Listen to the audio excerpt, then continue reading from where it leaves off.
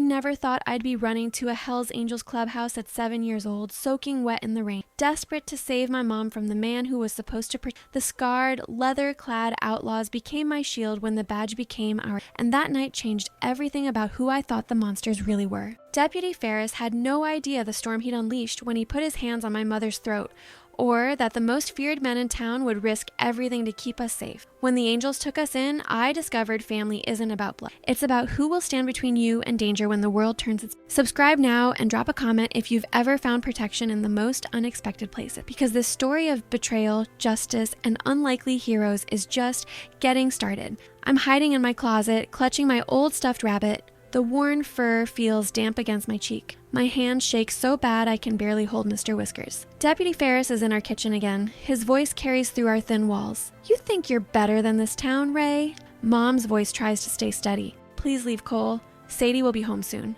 Don't tell me what to do in my county. Something crashes. Mom cries out. My heart pounds so hard it hurts. I squeeze my eyes shut. Deputy Ferris visits more since Dad left. He brings groceries sometimes, but his smile scares me. Mom always sends me to my room when he comes. I press my ear against the wall. Their voices get louder. Cole, stop! You're drunk! Another crash. Mom screams. It's different this time. Raw and desperate. My fingers fumble with the closet door. I peek into my bedroom, then tiptoe to the window. Headlights sweep across our yard. More police? No. It's a truck passing by. I glance at my bedroom door. More shouting from the kitchen. I need to help Mom. I need to find someone stronger than Deputy Ferris. The rain starts as I slip out my window. My feet hit the wet grass. The cold seeps through my socks immediately. Mr. Whiskers stays clutched to my chest. I run toward the road, mud squelching between my toes. Lightning cracks across the sky. I freeze, scanning the dark street. Our house sits on the edge of... Most neighbors keep their distance. They say we're trash. They whisper about Mom when we shop. But there's one place with lights still on, the place Mom says never to go near. The motorcycle clubhouse stands at the end of our street. Bikes line the front, chrome gleaming in the rain. The windows glow orange. Music pulses faintly. Men in leather jackets come and go at all hours. Those are dangerous men, Mom always says. Stay away from there. But dangerous men might be what I need right now. I run through the rain. My pajamas cling to my skin. My breath comes in short gasps. The clubhouse grows larger. A sign hangs above the door. Hell's Angels MC. Skull symbols decorate the weathered wood. The door looks massive, heavy. My hand trembles as I raise it to knock. I think of Mom's scream. I pound my fist against the wood. Nothing happens. I bang harder, my small fist making dull thud. The door swings open suddenly. Warm light spills out. A tall man with a wild beard towers over me. His eyes widen at the sight of a soaking, wet little girl on the doorstep. What the hell? His voice is gruff. Please, I say, shivering. The police are hurting my mom. His face changes. Other men appear behind him, their expressions shifting from confusion to something hard and cold. A giant man pushes forward. His beard is streaked with gray and patches cover his leather vest. President. That's what the patch says. He kneels down, bringing himself to my level. His eyes find mine. They are surprisingly gentle. What's your name? Little one. His voice is deep, steady. Sadie. Sadie Carter. I'm Bear. He doesn't smile, but something in his face softens. Who's hurting your mama? Deputy Ferris. I whisper. He comes a lot. Tonight's worse. Bear's jaw tightens. He exchanges looks with the other men. Their bodies seem to grow taller, wider. The air in the doorway changes. It feels dangerous. You did right coming here, Bear says. You're safe with us. His huge hand reaches toward me. I flinch. He slows the movement, gently taking my shoulder. His touch is careful. Nothing like I expected. Patch, Doc, Bear says to the men behind him. Go check on the girl's mother. Carter House, down by the old mill. I nod, teeth chattering. A lean man with scars on his face steps forward. On it, Prez. Get her inside, Bear tells the bearded man who opened the door. Find Mama Gracie. The bearded man reaches. Come on, kid. I hesitate, clutching Mr. Whiskers tighter. It's okay, Bear says. Nobody hurts you here. Not ever. Rain pours harder outside. Thunder cracks. I let the bearded man lift me into his arms. His leather vest smells strange. Oil and smoke and something else. His beard tickles my forehead. Jesus, you're soaked through, he mutters, carrying me inside. The clubhouse glows warm. Pool tables fill one side. A bar stretches across another wall. Motorcycle parts and flags hang everywhere. Men in leather vests stare as I'm carried in. Some have drinks in their hands. Others hold pool cues. What's going on, Bear? A large tattooed man asks. Deputy Ferris, Bear says. The room goes silent, hurting the girl's mother. The men exchange dark looks. Some curse under their breath. Others set down their beers. The tension feels thick enough to touch. Doc and Patch are checking it out. Bear continues. Get Mama Gracie. The girl's freezing. I'm placed on a worn leather couch. My wet pajamas squeak against it. I pull my knees to my chest, still holding Mr. Whiskers. The men keep their distance, watching me with strange expression. Where's Gracie? Bear asks. Back room. Sewing patches. Someone answers. Bear nods. Sadie, we're getting help for your mom. Can you tell me where you live exactly? Yellow House, I say. End of Mill Street. Broken mailbox. A woman hurries into the room. Her gray hair hangs in a long braid. She wears jeans and a t-shirt with the same skull symbol. Her eyes widen when she sees me. Lord Almighty, she says. What happened? Bear explains in quick, low words. The woman's face hardens. Then she crosses to me, her movements gentle. I'm Gracie, she says, kneeling before me. Let's get you dry. Her voice wraps around me. It's warm and safe. The kind I imagine grandmothers. Mom says my grandma died before I was born. What's your bunny's name? Gracie asked, pointing to Mr. Whiskers. Mr. Whiskers, I whisper. He's wet too. Gracie smiles. We'll dry both of you. Come on. She holds out her hand. I take it, following her through the clubhouse. The men part for us. Some nod. Others look away, uncomfortable with a child in their space. Gracie leads me to a bathroom. It's surprisingly clean. She finds towels and wraps one around my shoulder. Let me see if I can find something dry for you to wear, she says. You're about the size of my granddaughter. She disappears, leaving me alone with my reflection. My face looks pale. Hair plastered to my head, eyes too wide. I barely recognize myself. Gracie returns with a t-shirt and sweatpants. These will be big, but they're dry. She helps me change, turning her back for privacy. The shirt hangs to my knees. The pants need to be rolled 6 times at the waist. There we go, Gracie says. She dries my hair with a towel. Let's get some hot chocolate in you. She takes my hand again, leading me to a small kitchen off the main room. The men still watch, but they keep their distance. Gracie puts a mug in the microwave. Where's your mom now, honey? She asks. At home with Deputy Ferris. My voice catches. Gracie's face tightens. Bear will handle it. Don't you worry. Bear stands in a corner, talking urgently into a phone. His free hand clenches and unclenches. The other men gather around him, faces serious. Some strap on heavy belts, others pull on jackets. The microwave beeps. Gracie hands me the mug. The chocolate smells sweet and rich. I take a small sip, letting the warmth spread through my chest. They're going to help my mom? I ask. Gracie nods. That's what this club does. We look after our own. But we're not yours. Gracie's eyes soften. You came to our door, didn't you? That makes you ours now. The front door bangs open. Everyone turns. The scarred man, Patch, strides in. His face is dark with anger. Rain drips from his leather vest. Ferris is gone, he announces. Woman's pretty shook up. Wouldn't let us bring her here. Bear crosses the room. She okay? Alive. Patch's eyes find me. He lowers his voice. Got some bruises. Nothing broken, Doc thinks. Relief floods through me. Mom is alive. But she didn't come here. Why? Did you tell her Sadie's safe? Gracie asks. Patch nods. She wants the kid home. Said we should bring her back. Not happening, Bear says firmly. Not with Ferris loose and angry. The other men murmur agreement. I feel confused. Mom wants me home, but these men say no. The chocolate suddenly tastes too sweet in my... Can I call her? I ask. Bear's expression. Course you can, darlin'. He hands me his phone. It looks tiny in his massive... I dial our number with shaking fingers. Mom answers on the first ring. Hello? Her voice sounds strange, tight. Mom? It's me. Sadie, baby, where are you? Relief and panic mix in her voice. I'm at the motorcycle club. They gave me hot chocolate. Silence. Then, are you okay? Did they hurt you? No, they're nice. They sent men to help you. Mom makes a strange sound. I need you to come home right now. Bear takes the phone gently from my hand. Miss Carter, this is Alexander McCullough. People call me Bear. He pauses, listening. Your daughter's safe here. We're concerned about your safety with Deputy Ferris. Another pause. I understand your hesitation, but it's raining and it's late. We've got a spare room. You're both welcome. His face changes. We can bring her home, but I'm posting men outside your house tonight. He glances at me. Yes, ma'am. 20 minutes. He hands the phone back. Your mom wants to talk to you. Sadie. Mom sounds desperate. I'll see you soon, okay? Don't be scared. I'm not scared, I say. It's true. For the first time tonight, I'm not. The call ends. Bear runs a hand through his gray streaked beard. Patch, Tank, he says. Take the girl home. Stay outside all night. The scarred man, Patch, nods. Got it, Prez. I don't want the kid back there, Gracie says, her voice tight. Bear sighs. Her mother wants her home. We respect that. And if Ferris comes back? Gracie asks. Bear's expression darkens. Then Patch and Tank handle it. Patch kneels before me. His face is all angles and old scars. His voice is surprisingly gentle. Ready to go home, kid? I nod, still clutching my mug. I don't want to leave the warmth and safety of this strange place, but Mom needs me. Gracie wraps a leather jacket around my shoulder. Keep this for now. The jacket smells of smoke and something sharper. It's heavy but warm. Thank you for the hot chocolate, I say. Gracie's eyes fill with tears. She pulls me into a hug. Her arms feel strong, safe. You come back anytime, you hear me? Day or night. Bear walks us to the door. Rain still falls outside, but lighter now. He places a heavy hand on my head. You're brave, Sadie Carter, he says. Braver than most grown men I know. Pride blooms in my chest. No one has ever called me brave. Patch lifts me onto his shoulders. Keep your feet dry this time. We step into the rain. Bear watches from the doorway, his massive frame filling the space. Behind him, the other men gather, their faces solemn in the yellow light. 20 minutes, Bear calls to Patch, then call. Any problems, we roll in full force. Patch raises his hand in acknowledgement.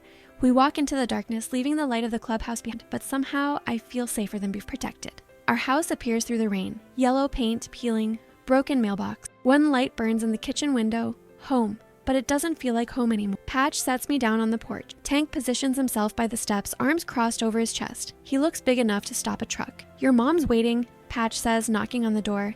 The door swings open. Mom stands there, her face pale. Her right eye looks swollen. She wears a high-necked sweater I haven't seen before. Sadie! She pulls me inside, arms wrapping around me. Thank God. Her body trembles against me. I bury my face. I was scared.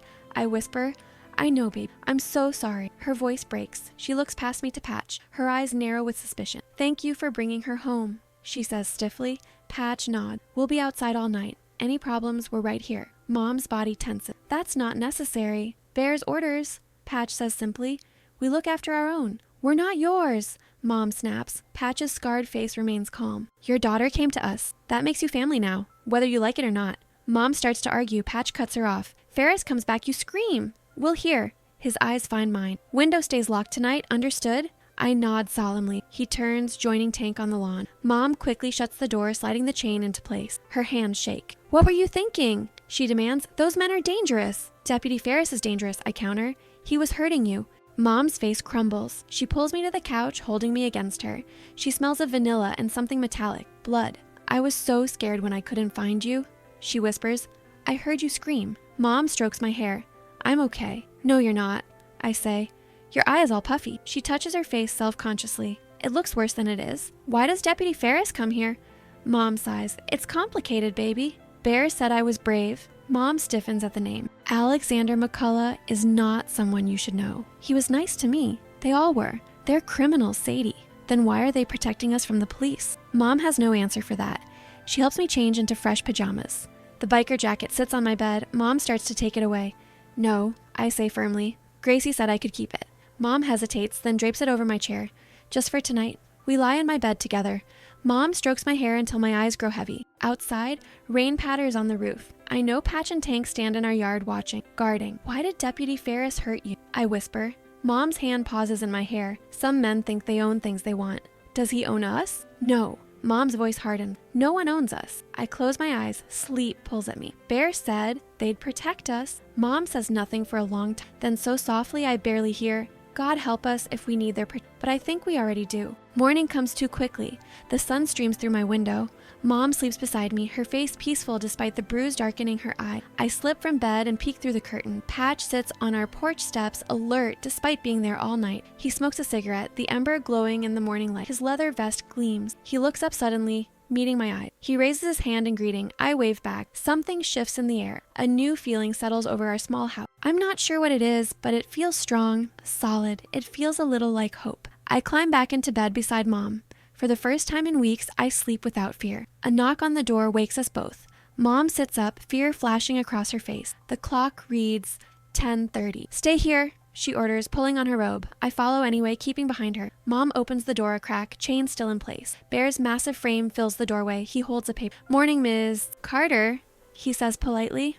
Brought breakfast. Mom's body blocks my view, but I see her shoulders tense. That's not necessary. Gracie's cinnamon rolls, Bear continues. Best in 3 counties. I peek around Mom's waist. Hi, Bear. His face softens seeing me. Morning, brave girl. Mom sighs, unlatching the chain. The door swings open. Bear stands respectfully on the porch, not entering until invited. Patch remains by the steps, watchful. May I come in? Bear asks. Mom hesitates, then steps back. Bear enters, ducking slightly under our low doorframe. His size makes our small living room shrink. He sets the bag on our coffee. How you feeling this morning, Miss Carter? Ray, Mom says, and I'm fine. Bear's eyes move to the bruise on her face. His jaw tightens, but he says nothing. Did your men stay all night? Mom asks. Bear nods. Patch doesn't leave a post. That wasn't necessary. It was, Bear says simply. Ferris has a history. Mom's face pales. What do you mean? Bear glances at me. Maybe we talk over coffee? Mom follows his gaze. Sadie, go get dressed. But now please. I trudge to my room reluctantly.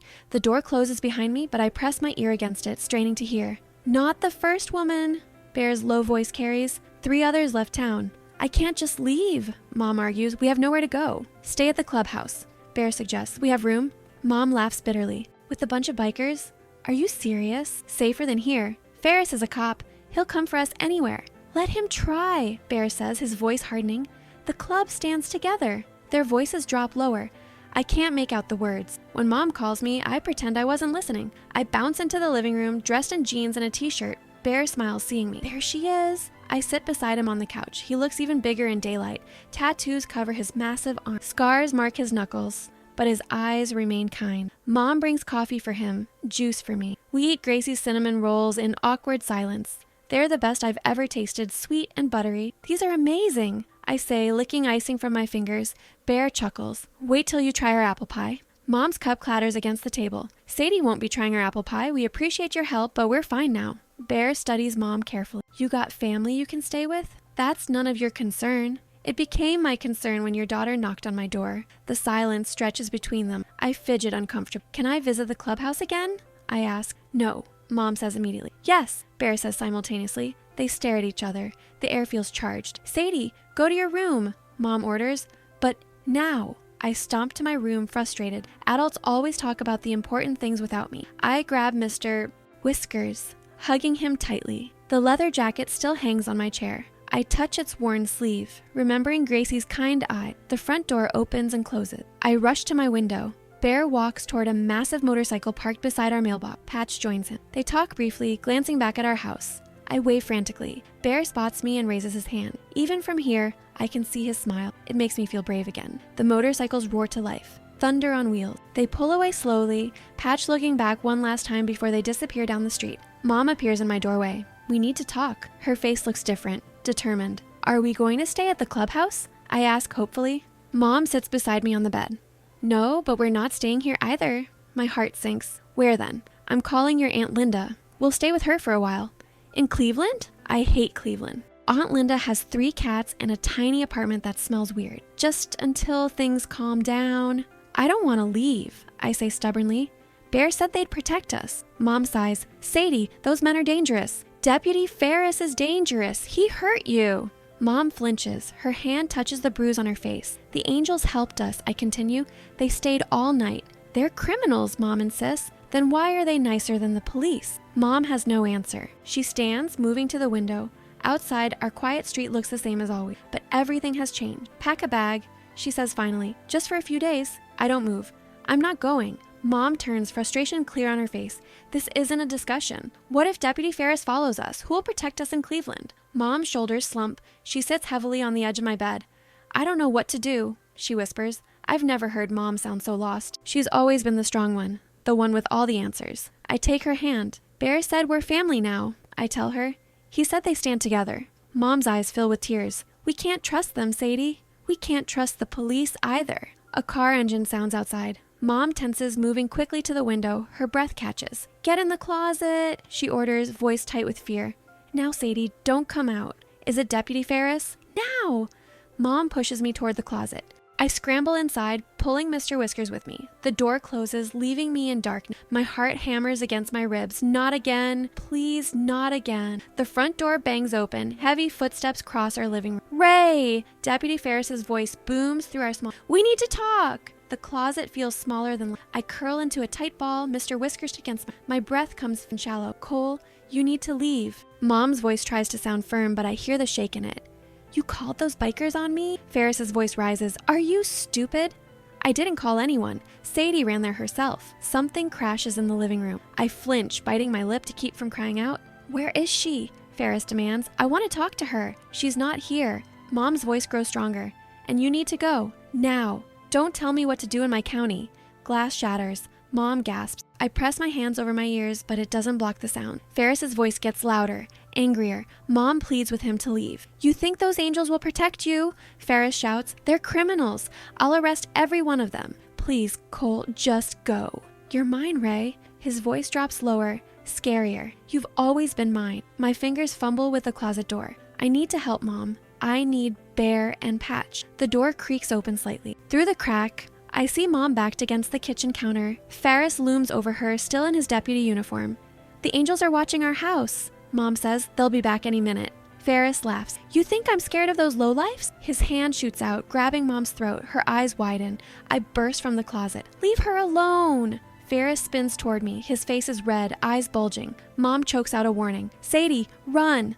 I don't run. I stand my ground, thinking of Bear. What would he do? Get out of our house, I say, my voice surprisingly steady. Ferris releases Mom. She gasps for air, sliding down the counter. He steps toward me. You've got a mouth on you, he says, just like your mother. I back up slowly, keeping my eyes on him. My hand finds the leather jacket on my chair. I pull it close, drawing courage from its weight. The angels are coming back, I warn.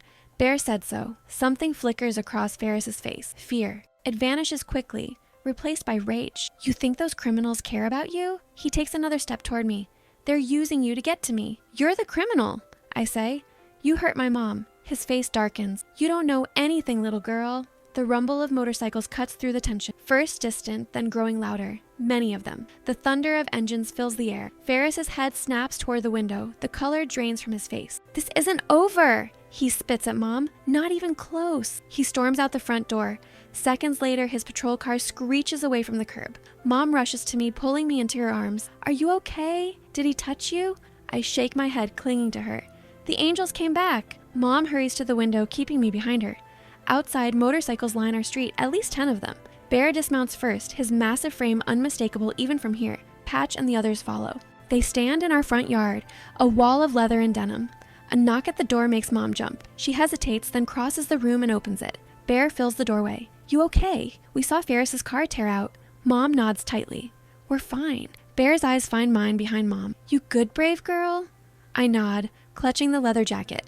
He put his hand on her throat, I say. Mom turns to me, surprise and anger crossing her face. Sadie! Bear's expression darkens. Did he now?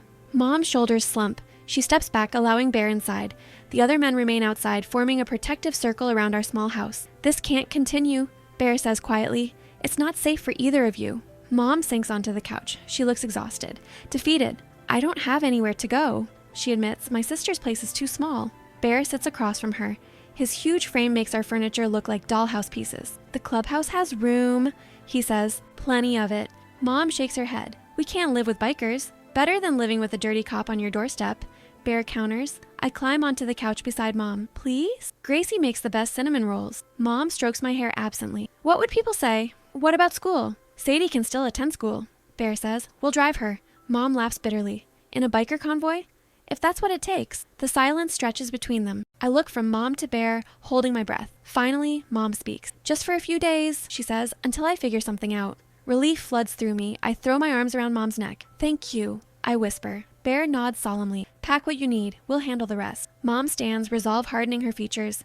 If anyone touches my daughter, they'd have to go through me, Bear interrupts, and that's never happened. His confidence convinces Mom. She nods once, then leads me to my room to pack. Just the essentials, she says.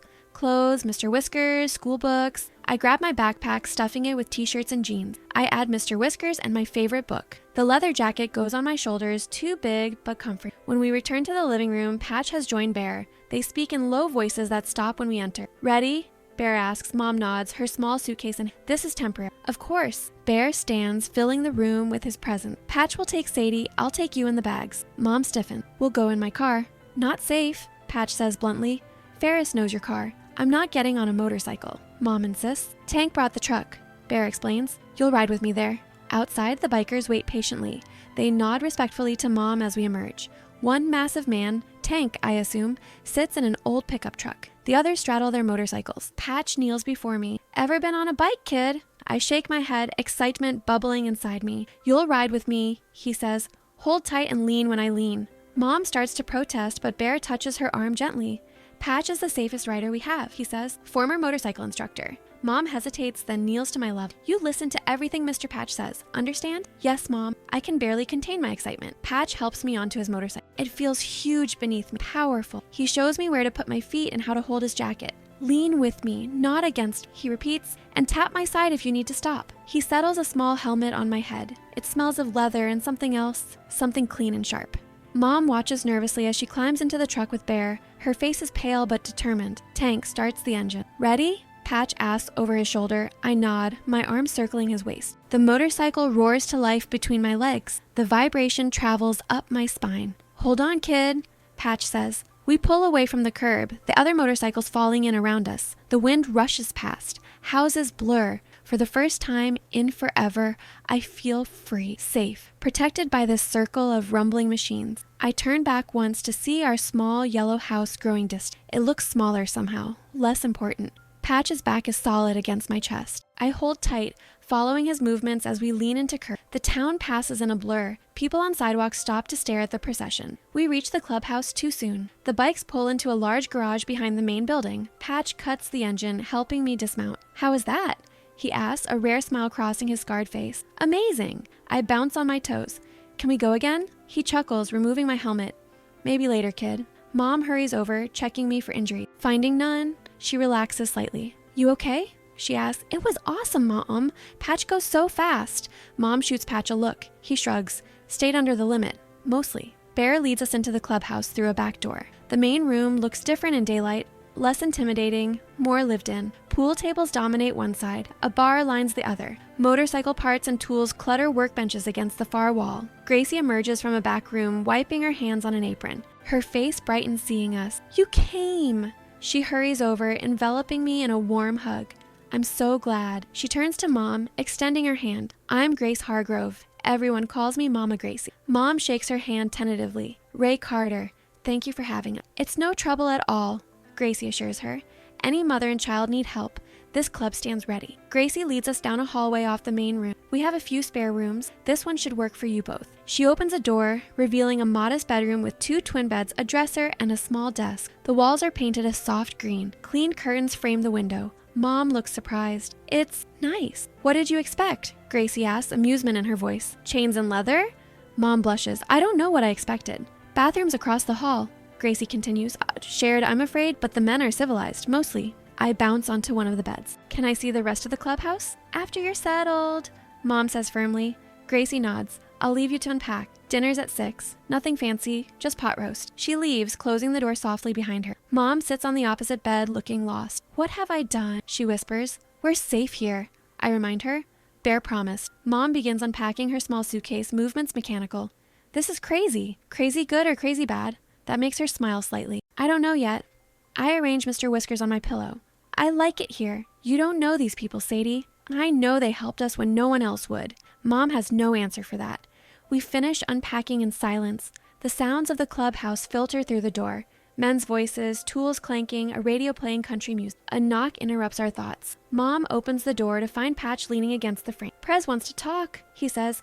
Club meeting room. Mom hesitates. What about Sadie? Kid can come too. Affects her same as you. I bounce off the bed, eager to explore.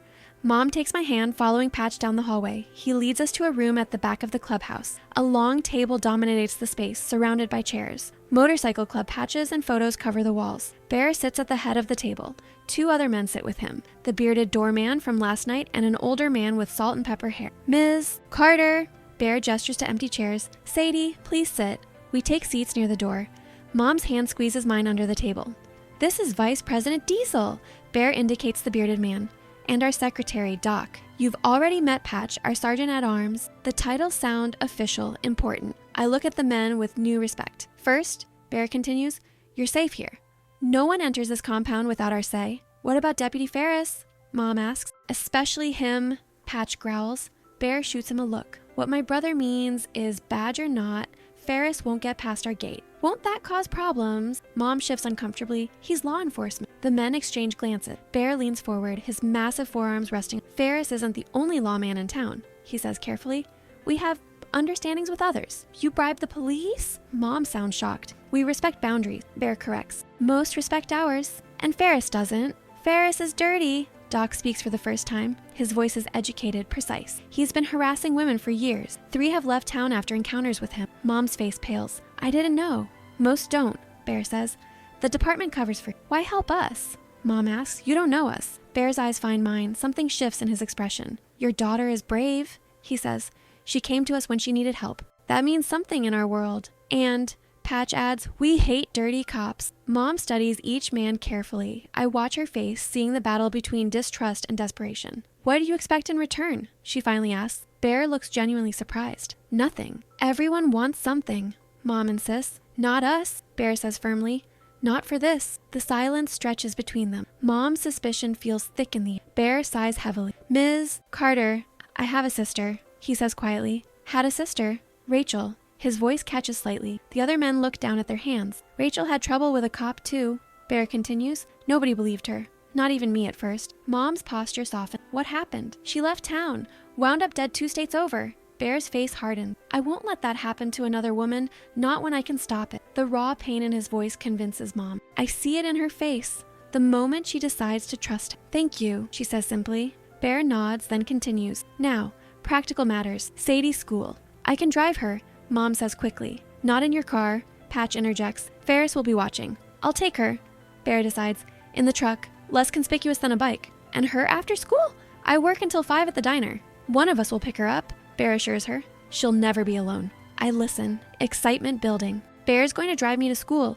The other kids will be so impressed. One more thing, Bear says, his tone serious. Ferris won't give up easily. He'll be watching, waiting. You need to be careful, both of you. What should we do? Mom asks. For now, stay close to the clubhouse, Bear advises. Sadie goes to school and back. You go to work and back.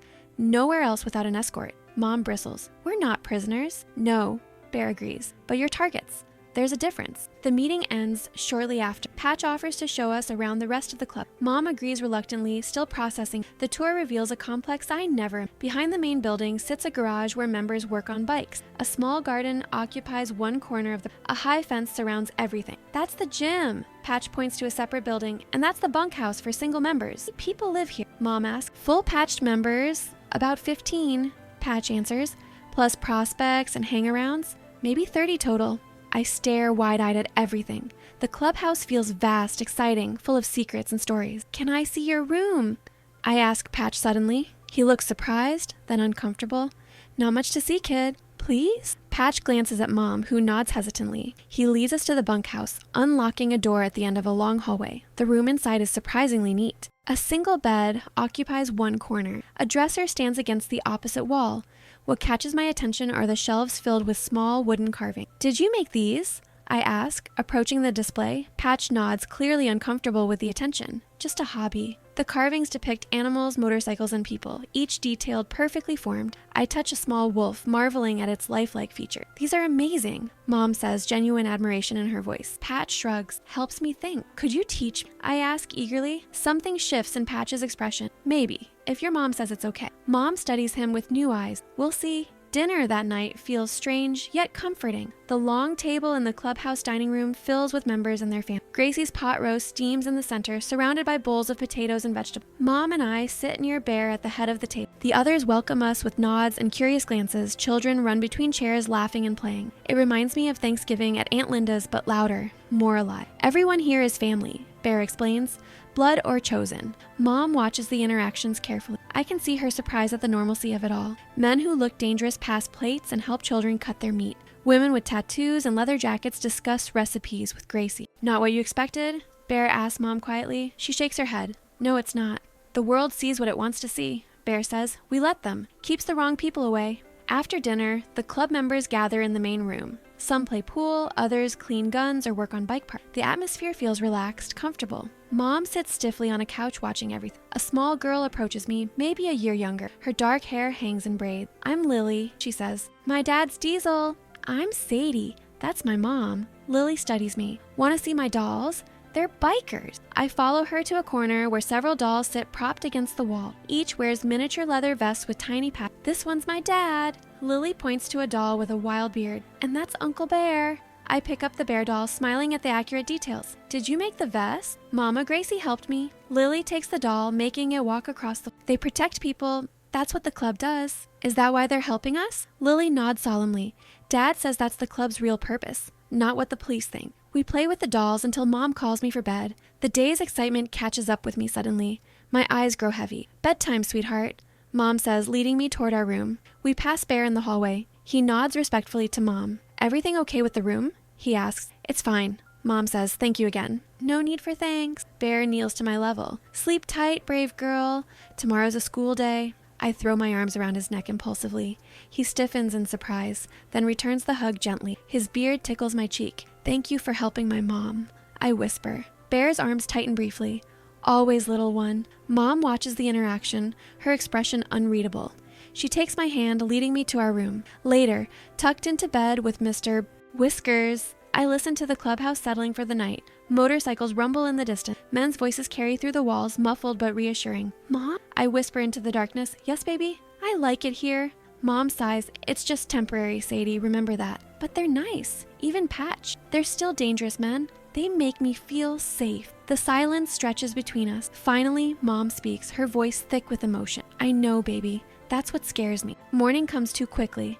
Mom shakes me gently awake. Sunlight streams through the curtains. School day, she reminds me. I dress quickly, excited and nervous. What will the other kids say when Bear drops me off? Will they be impressed or scared? In the kitchen, Gracie makes pancakes. The smell of syrup and coffee fills the air. Several club members sit at the table, eating and talking in low voices. They nod to us as we enter. Morning, sweet pea, Gracie says, setting a plate before me. Hungry. The pancakes are perfect, fluffy and golden. I dig in eagerly, syrup dripping down my chin. Mom accepts coffee from Gracie with a tentative smile. Thank you. No trouble at all, Gracie assures her. You'll need something in your stomach for your first day at the diner. Mom looks surprised. How did you know I work at the diner? Bear checked, Gracie says simply. Wanted to make sure Ferris doesn't harass you there? Mom's hand tightens around her coffee mug. Is there anything you people don't know? Gracie just smiles. Eat up.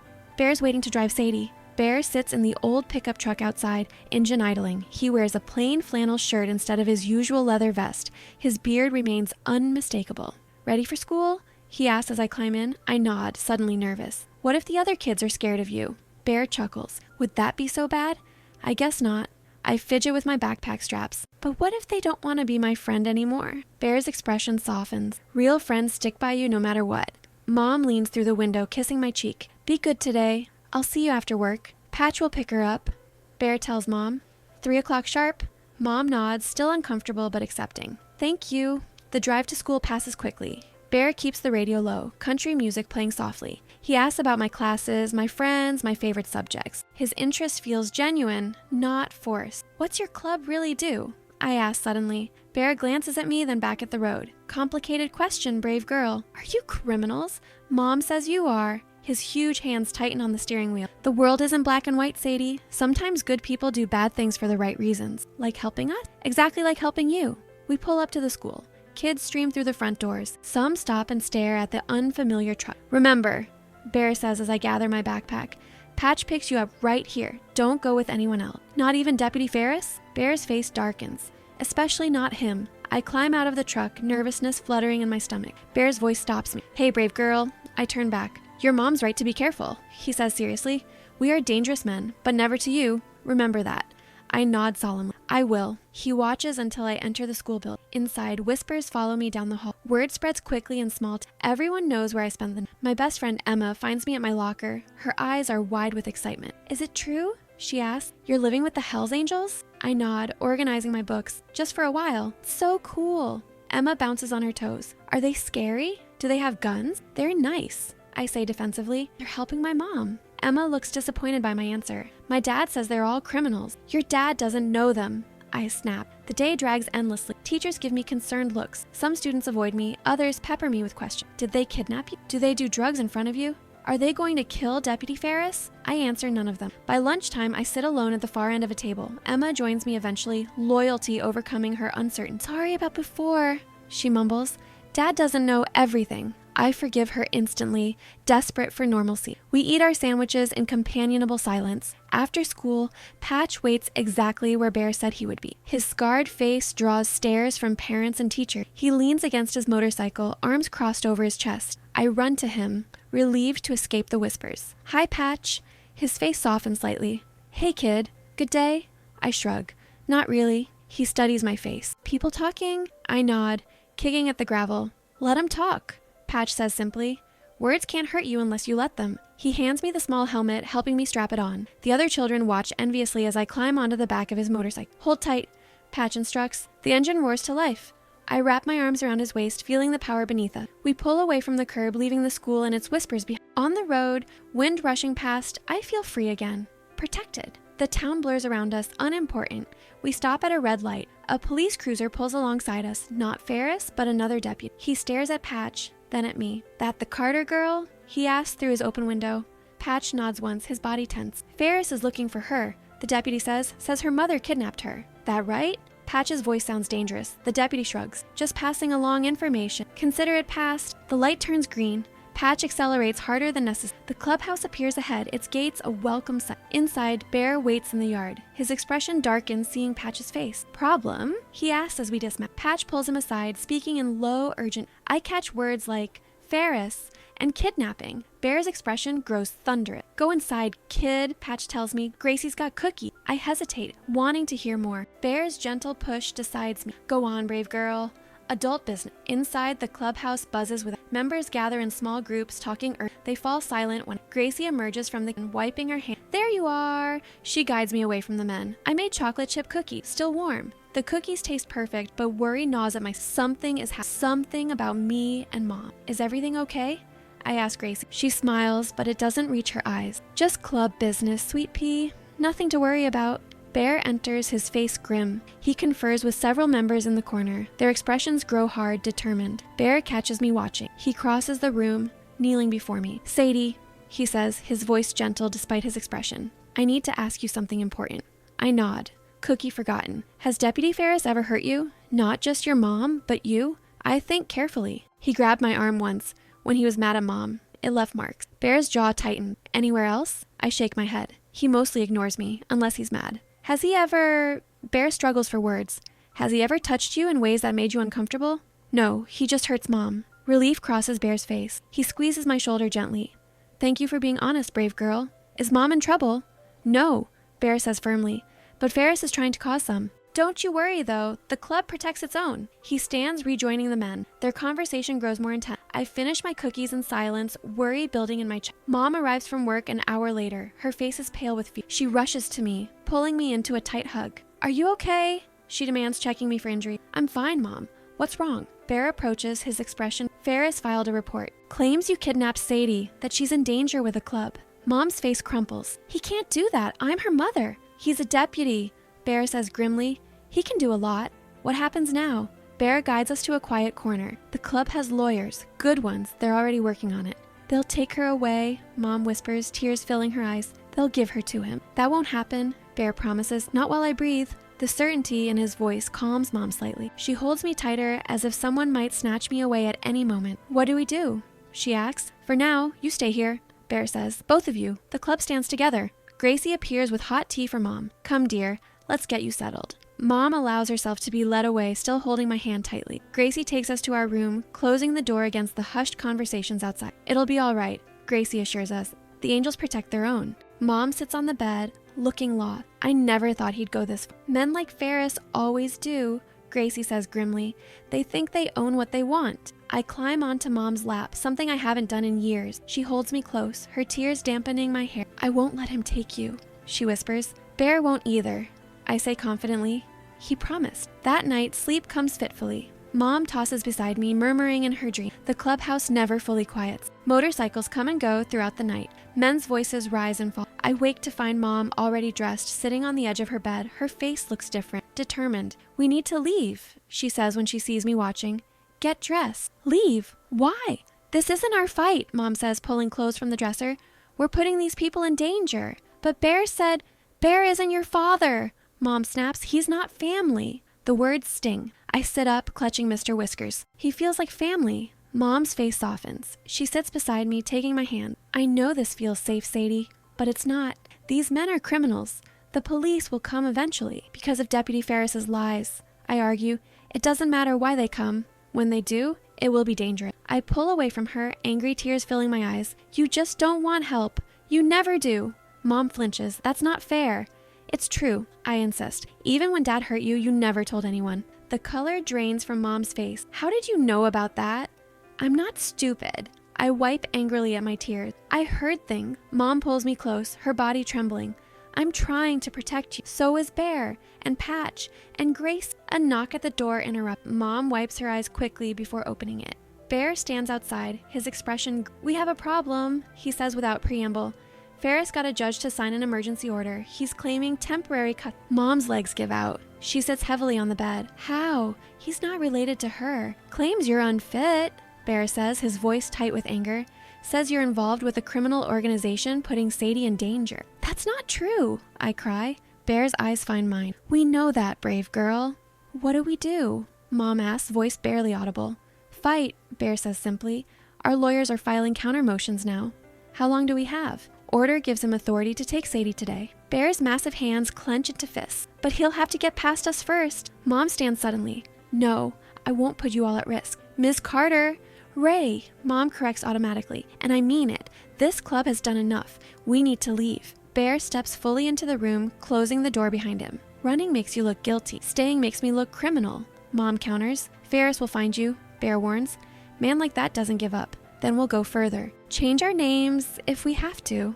Bear sighs heavily. His eyes find mine again. What do you want, Sadie? The question surprises both me and Mom. Adults rarely ask my opinion. I want to stay, I say firmly.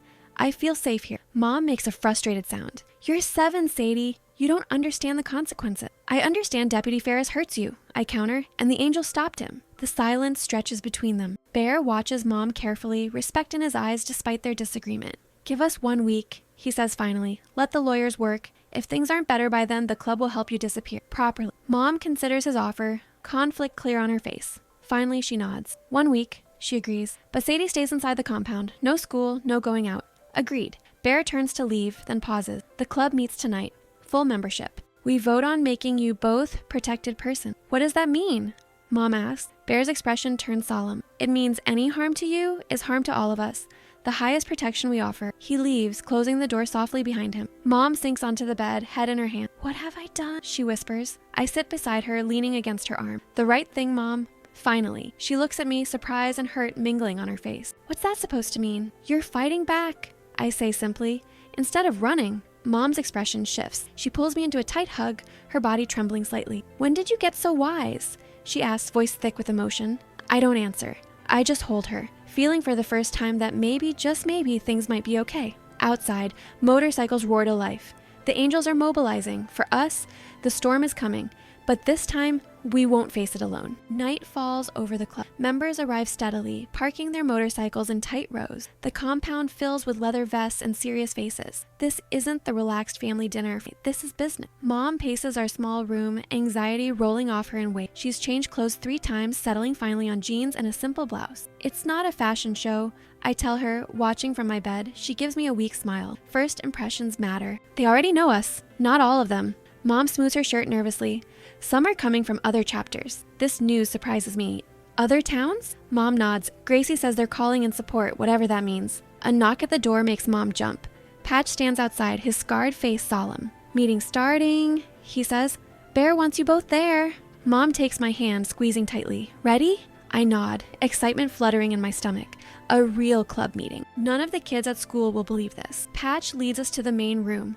The transformation stuns me. The casual space from yesterday has become formal, ordered. Chairs line the walls in a circle. Men fill most of them, vests adorned with patches and pins. The air feels thick with purpose. Bear sits at the head of the room, a wooden gavel before him. He nods, seeing us, gesturing to 2 empty chairs near him. All eyes follow us as we cross the floor. Mom's hand trembles in mine. Brothers, Bear's voice fills the room once we're seated. We gather tonight for an emergency vote. You all know the situation. Murmurs run through the gathered men. Some glance at us with sympathy, others show anger. Ferris has crossed the line. Bear continues. He's using his badge to punish his family for seeking our protection. One man stands. His leather vest displays a different city pass. Why bring this to a full vote, Prez? Local matter, ain't it? Not anymore. Bear answers. Ferris made it bigger by involving state authorities. This could bring heat on all chapters. The man nods, accepting the explanation. He sits again, respect evident in his movement. Before we vote, Bear says, Ms. Carter would like to speak. All eyes turn to Mom. She stands slowly, visibly gathering her courage. Her voice starts shakily but grows stronger with each word. I never wanted to involve anyone else in my problems, she begins. Especially not, well, men like you. Some chuckle at her honesty. Mom continues more confident. But my daughter was braver than me. She knew where to find help when I couldn't see it. Mom's voice breaks slightly. Deputy Ferris has been controlling me for almost a year, threatening me, hurting me when I resist. The room grows deadly quiet. Men's faces harden with each word.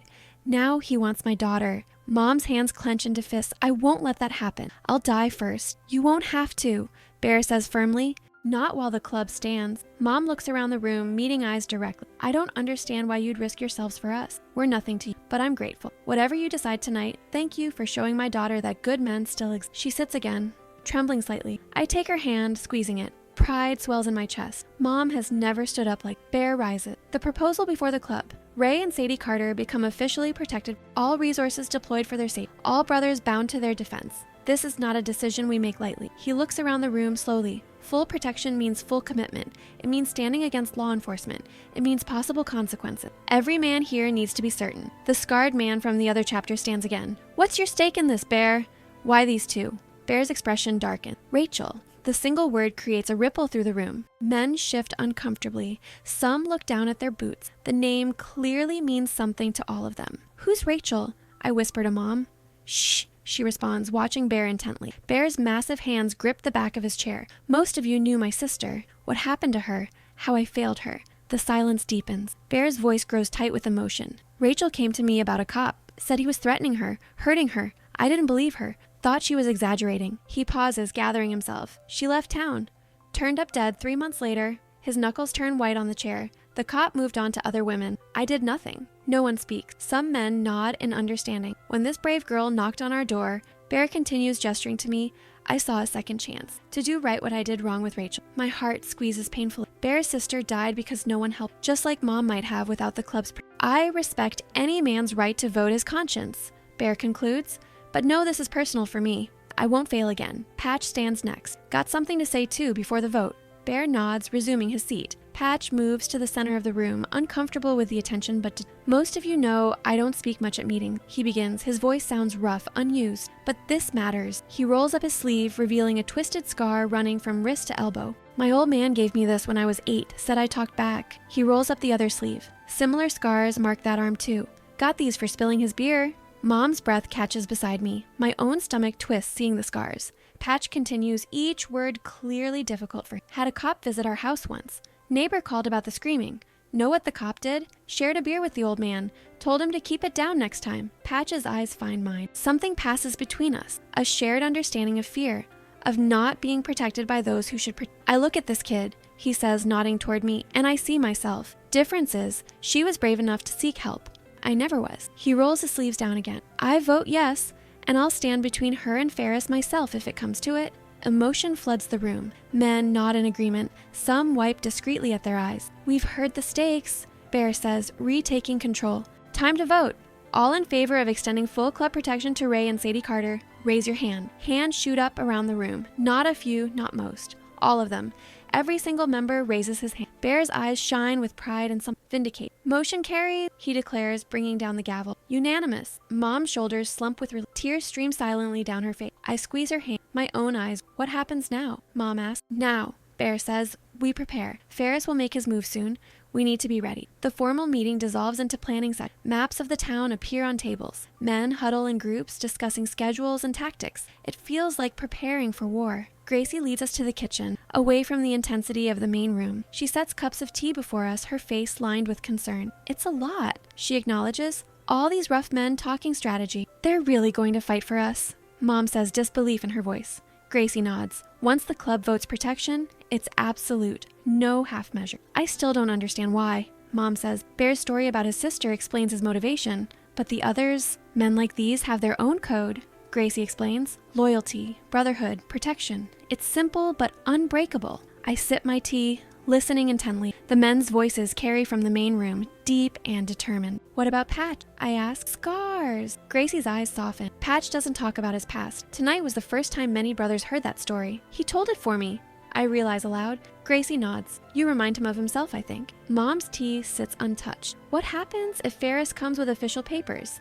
The club can't fight the entire police force. Bear has contingency, Gracie assures her, legal and otherwise. The otherwise hangs ominously in the air. Mom doesn't press for details. Later, back in our room, Mom tucks me into bed. Her movements seem calmer now, more certain. The vote changed things for you, I observe. Mom brushes hair from my forehead. It made it real.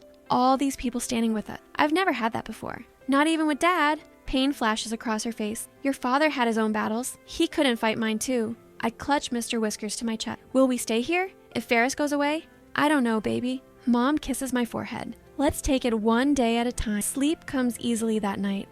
The rumble of motorcycles outside feels like a lullaby now, a promise of morning brings a flurry of activity. Club members come and go. Phones ring constantly. Bear spends hours in the meeting room with men I don't recognize. Suits instead of leather, carrying briefcases. Lawyers, Gracie explains as she serves breakfast, working on countering Ferris's claims. Mom leaves for work, escorted by 2 club members. They'll stay at the diner throughout her shift. Others patrol the perimeter of the clubhouse. The atmosphere feels tense but organized. With school off limits, I find myself with little to do. I wander the compound, exploring corners I haven't seen before. I find Patch in the garage, working on his motorcycle, tools spread around him in neat rows. He doesn't notice me at first, focused on adjusting something on the engine. Can I watch? I ask. He startles slightly, then nods. Hand me that wrench. I pass him the tool, settling on a nearby stool. His movements are precise, confident. The scarred hands work with surprising gentleness on the machine part. Does it hurt? I ask suddenly. Your arms. Patch pauses, glancing at his covered forearms. Not anymore. My dad hurt Mom, I say quietly. I heard them at night sometimes. Patch sets down his tools, giving me his full attention. That why he left? I shrug. Mom says he had problems, that he loved us but couldn't stay. Adults say things to protect kids, Patch says. Doesn't make them true. Do you think Bear is telling the truth? About protecting us? Patch's scarred face softens. Bear doesn't lie. Not about this. He returns to his work, allowing me to watch in companionable silence. Eventually, he speaks again. Want to learn something? I nod eagerly. He retrieves a small block of wood and a pocket knife from his toolbox. With deft movements, he demonstrates basic carving techniques, then offers me the tools. Careful with the blade, he cautions. Always cut away from yourself. Under his guidance, I begin shaping the wood. It's harder than it looks. My first cuts go too deep, nearly splitting the block. Pat shows me how to control the pressure, how to work with the grain instead of against it. There's no rushing it, he explains. Wood has its own time. By lunchtime, I've created a rough approximation of a bird. It's clumsy and lopsided, but recognizable. Patch studies it seriously. Not bad for a first try, he says. Better than my first. Pride blooms in my chest. Really? He nods, offering a rare smile. Keep it. Reminder that rough things can become something good. I clutch the wooden bird tightly. It feels important somehow, a tangible piece of this strange new life. The afternoon passes with more visitors to the clubhouse. Police cars drive slowly past the gates, not stopping but making their presence. The club members watch silent, tension evident in their pockets. Mom returns from work, escorted by her guard. Her face looks pale, strained. Ferris came to the diner, she tells Bear in the kitchen. Just sat there watching me. Bear's expression darkens. He threatened you? Not with words, Mom says, just stared. Made sure I saw him. Intimidation. Bear growls, that's his game. It's working, Mom admits. My hands shook so bad I dropped 3 orders. Bear places a reassuring hand on her shoulder. We've got good news from the lawyers. Judge agreed to a hearing before enforcing Ferris's custody order. 2 days from relief crosses Mom's face. So he can't take Sadie yet? Not legally, Bear confirms. And we're not letting him near her regardless. That evening, another family dinner fills the clubhouse with noise and warmth. Despite the tension outside, the atmosphere inside feels almost normal. Children play, members laugh, food passes around the long tables. I sit between Mom and Patch, proudly showing off my wooden bird. Gracie praises it extravagantly. Even Bear examines it with serious attention. Got Patch's touch, he declares. Natural talent. Patch's scarred face reveals a hint of pride. He says nothing, but I catch the slight nod he gives Bear, a private acknowledgement of something unspoken between them. After dinner, I help Gracie with dishes. Mom joins Bear and the others in the meeting room, included now in their planning session. Her integration into club business happened gradually, almost imperceptibly. Lily finds me later, bringing her biker doll. We play in a corner of the main room, creating elaborate stories of rescue and justice. The real bikers watch with amusement, occasionally offering suggestions for our plots. The bad guy always loses, Lily declares with absolute certainty. That's the rule. I hope she's right. The next morning brings rain, heavy, and the turns muddy. Motorcycles remain. Members move between buildings hunched against the downpour. Bear gathers everyone in the main room after his expression. Got word from contact, he announced. Ferris is planning, applied for a tactic, claiming we're holding. Murmurs of anger ripple through the gathered members. Mom's face pales. They denied his request, Bear continues. For now, but he's escalating. The hearing's tomorrow, Mom says. Can't we just wait it out? Bear shakes his head. Ferris isn't planning to wait. He's gathering support from other deputies. Unofficial action. He's coming here? Mom's voice rises with fear. Likely, Bear confirms. We're increasing security. No one enters or leaves without escort. The rain pounds harder outside, matching the growing tension. Club members move with new urgency, checking weapons, securing doors and windows. I watch it all from a corner, clutching my wooden bird. The reality of the situation sinks in fully for the first. These preparations aren't a game. This is real danger. Bear, I call as he passes. Will there be shooting? He kneels before me, his massive frame lowering. We'll do everything to avoid that break. But I need you to promise something. I nod solemnly. If trouble comes, you stay with your mom. You hide where we tell you. No being brave, no trying to help. Understand? I understand. Bear's hand rests gently on my shoulder. We won't let anything happen to you or your mom. That's a promise. I believe him completely. My trust in Bear has become absolute, childlike in its certainty. Mom finds me later in our room, packing a small bag. Just essentials, she explains, in case we need to move quickly. Where would we go? I ask, helping fold my clothes. Bear has a safe house ready, remote cabin about an hour away. The casual way she mentions Bear's arrangements shows how much has changed. She trusts him now too. What about the hearing tomorrow? Lawyers will handle it, Mom says. Our safety comes first. She sits beside me on the bed, pulling me close. I'm sorry about all this, baby. You shouldn't have to live like this. I'm not scared, I tell her honestly. No. She brushes hair from my face. Why not? Because Bear promised to protect us, and Patch, and the whole club. Mom's eyes fill with tears. Such faith in people you barely know. They're not strangers anymore, I point out. They're family now. Mom doesn't correct me this time. Instead, she hugs me tighter, her tears dampening my hair. When she pulls back, her expression has changed, resolved. Yes, she says softly. I suppose they are. The day passes in tense anticipation. Rain continues unabated, turning the world outside gray and formless. Club members patrol the perimeter despite the weather, their leather jackets gleaming wet in the poor light. I spend the afternoon with Patch, working on another wooden car. His quiet presence calms me. He doesn't speak about the danger, doesn't try to distract me with false he simply teaches, corrects my technique, praises my progress. Why did you show everyone your scars? I ask suddenly. At the meeting? Patch's hands pause on the wood. Some wounds need air to heal properly. Did yours heal? He considers the question seriously. Getting there. Helping you helps me. How? Gives purpose to the pain? He resumes carving, his knife making delicate cuts. Makes it mean something. I ponder this, working on my own piece of wood. We sit in comfortable silence until Bear appears in the doorway. His face looks grim. Time to move, he announces. Ferris is gathering men at the station. Reports of unmarked cars circling the comp. Patch stands immediately. Safe house? Bear nods. You take the kid. I'll escort Ray. Mom appears behind Bear, our packed bags in hand. Her face looks calm despite the circumstances. Sadie, come on, she calls. We need to go now. I gather my carving tools, tucking the wooden bird into my pocket. Patch leads us through a back door toward the garage where several vehicles wait, engines already running. You're riding with me, Patch tells me, indicating a black SUV. Your mom goes with Bear in the truck? Different routes, same destination. Fear spikes. I want to stay with Mom. Mom kneels before me. It's safer this way, baby.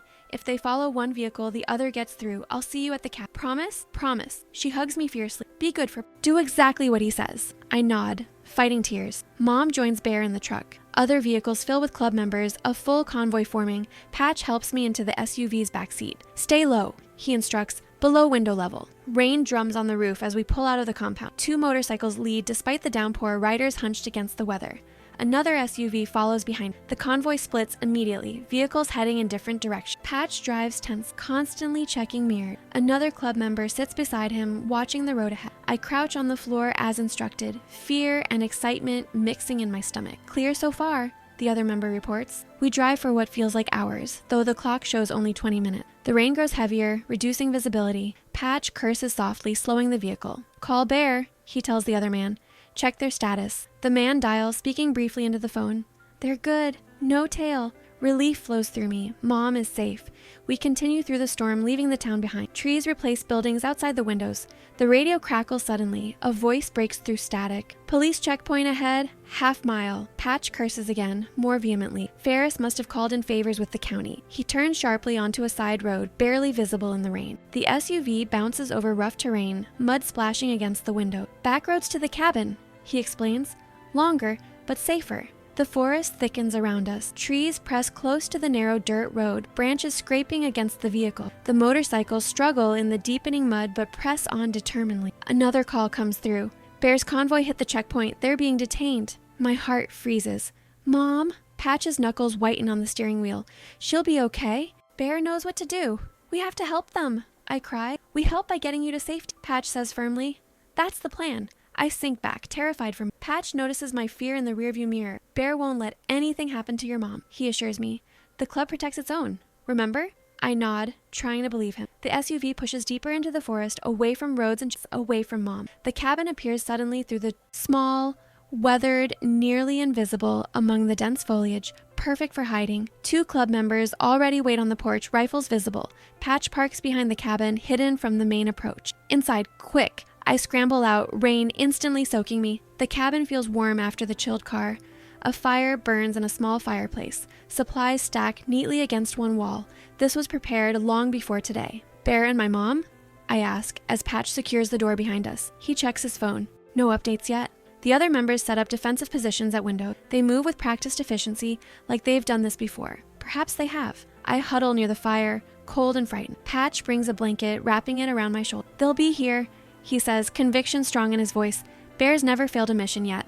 Hours pass. The rain continues unabated. Darkness falls early under the heavy cloud. Patch tries to distract me with more carving lessons, but my hands shake too badly to make proper cuts. The radio remains silent. Phones show no service bars. We are completely isolated. Why not go look for them? I ask desperately. Can't leave you unprotected, Patch explains. That's the one thing we promised your mom. I curl tighter under the blanket, clutching my wooden bird. Fear gnaws at my stomach. What if Mom never arrived? What if Ferris took her? Tell me about Bear's sister, I say suddenly. Rachel. Patch hesitates, then sits beside me. Not my story to tell, kid. Please, I need to think about something else. He sighs, relenting. Rachel was Bear's younger sister.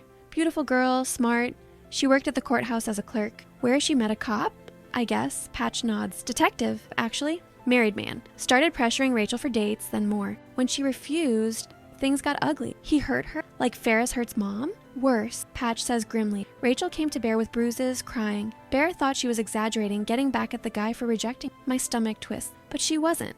No. By the time Bear realized the truth, Rachel had left scared, humiliated that her own brother didn't believe her. And she died. Patch nods solemnly. 3 months later. Different city, different name. But the same detective found her, made it look like suicide. Anger rises in me. Did he go to jail? No. Patch's voice hardens, but he never hurt another woman. The implication hangs heavily in the air. I don't ask for clarification. Some things are better left unspoken. That's why Bear helped us, I say. He sees his sister in Mom. And in you, Patch adds, the girl brave enough to seek help, the one Rachel never was. The sound of vehicles approaching breaks the moment. Everyone tenses, weapons raising. Patch moves me behind him, shielding me with his body. It's Bear. A lookout calls. With 3 vehicles, relief floods the room. Patch relaxes slightly, but keeps me behind him until confirmation. The door opens, admitting rain and wind and several sodden figures. Bear enters first, scanning the room. Seeing me, his face softens. Safe and sound, he says to someone behind him. Mom pushes past, rushing toward me. Her clothes are soaked, hair plastered to her head. She gathers me in her arms, holding so tightly it hurts. Thank God, she murmurs into my hair. Thank God. What happened? I ask, clinging to her. They said you were stopped. Bear answers, his voice tight with controlled anger. Ferris had the state police set up checkpoint. Claimed we kidnapped both of you. How did you get away? Patch asked. A smile crosses Bear's face. Our lawyer showed up. Papers from the judge explicitly forbidding anyone from taking Sadie before tomorrow's hearing. Even had special orders preventing Ferris from being within 500 feet of either of you. Mom's arms tighten around me. The judge signed those orders. Turns out Ferris has a history the judge knows well, Bear explains. 3 complaints from different women, all buried by the department. Hope blossoms in my chest. So we're safe. Bear's expression sobered. For tonight. Tomorrow's hearing still determines custody. But we have proof now, Mom says, of his abuse, his harassment. We do, Bear confirms. but we still need to be careful. Ferris is desperate. Desperate men make dangerous choices. The cabin fills with club members bringing in supplies. Someone stokes the fire higher. Wet jackets hang from every available hook. The atmosphere feels tense but relieved. We made it through the first crisis. Mom doesn't leave my side all evening. We share a small cot in the corner of the main room, her arms wrapped protectively around me. Outside, rain continues to fall. Club members rotate watch duty throughout the night. Bear approaches before I fall asleep. He kneels beside our cot, his voice low. "Tomorrow will be hard," he tells Mom. "The hearing, facing Ferris." "I know," Mom says. "I'm ready. You won't be alone." Bear promises. "The club stands with you. I stand with you." Something passes between them, a look I don't fully understand. Mom's hand reaches for Bear's, squeezing briefly. "Thank you," she whispers, "for everything." Bear's eyes find mine. "Get some sleep, brave girl. Tomorrow we finish this." I believe him completely. In this moment, Bear seems capable of anything, of defeating Ferris, of protecting us forever, of making the world right again. I clutch my wooden bird as sleep pulls me under. Outside, the rain finally stops. The silence feels like a promise of morning brings weak sunlight through cabin windows. Club members move with renewed purpose, preparing vehicles, checking weapons, discussing plan. Bear gathers everyone for a final briefing. Hearings at 10. Ray and Sadie go in the truck with me and our lawyer. Rest of you provide escort but stay outside the courthouse. "What if Ferris tries something?" someone asks. "He won't," Bear says confidently. "Not in front of the judge. He's smarter than that." "And after?" Patch asks. Bear's expression hardens. "After we finish this, one way or another." The convoy leaves at 9, mud splashing beneath tires as we navigate the forest road. Mom sits beside me in Bear's truck, dressed in clothes borrowed from. She looks different today, determined, unafraid. "Whatever happened," she tells me quietly, "remember how brave you've been, how proud I am of you." "Ferris won't win," I say with absolute certainty. Bear promised. She smiles sadly. "Sometimes even the good guys lose, baby." "Not today," Bear says from the driver's seat. "Not this time." The courthouse looms ahead, an imposing brick building in the center of town. People stare as our convoy approaches. News travels fast in small places. Everyone knows why we're here. Motorcycles form a protective corridor from the truck to the courthouse steps. Club members line the path silent and watchful. Their presence feels like armor. Bear leads us up the steps, Mom clutching my hand tight. A man in a suit waits at the door. Our lawyer, I assume. He speaks quietly with Bear, then nods to Mom. "Everything's prepared," he assures her. "Judge Hendricks is fair.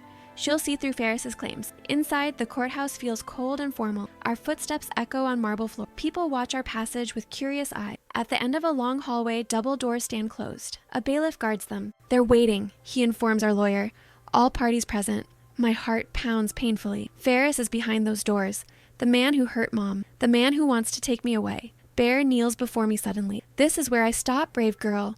Only family allowed inside." Fear clutches at my throat. "You are family." His eyes soften. "In here," he taps my chest, "but not in their records. Your mom will be with you. The lawyer too." I'm scared, I admit, voice barely audible. "Being brave doesn't mean not being scared," Bear says. "It means doing what's right anyway, like you did when you knocked on our door." Mom bends to hug me. "It's time, Sadie." I take a deep breath, squeezing my wooden bird in my pocket.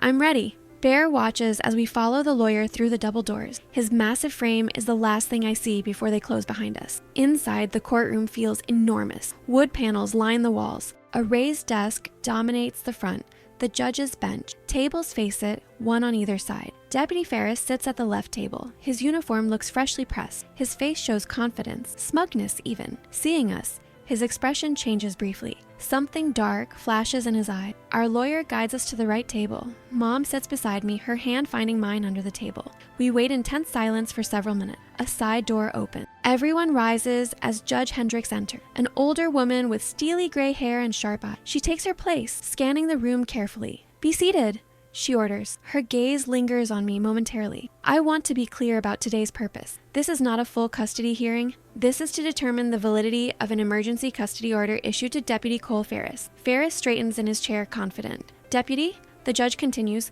"you claim Miss Carter is an unfit mother due to her association with a known criminal organization. Is that correct?" "Yes, Your Honor," Ferris says smoothly. "She's living at the Hells Angels compound, exposing her daughter to drugs, weapons, and illegal activities." "What evidence do you have of these activities?" the judge asks. Ferris fumbles slightly. "The club's reputation is well documented. Their compound has been raided multiple times in the past, but no current evidence of illegal activity? Nothing specific to Ms. Carter's situation? The environment itself is harmful," Ferris insists. "No child should be raised around those men."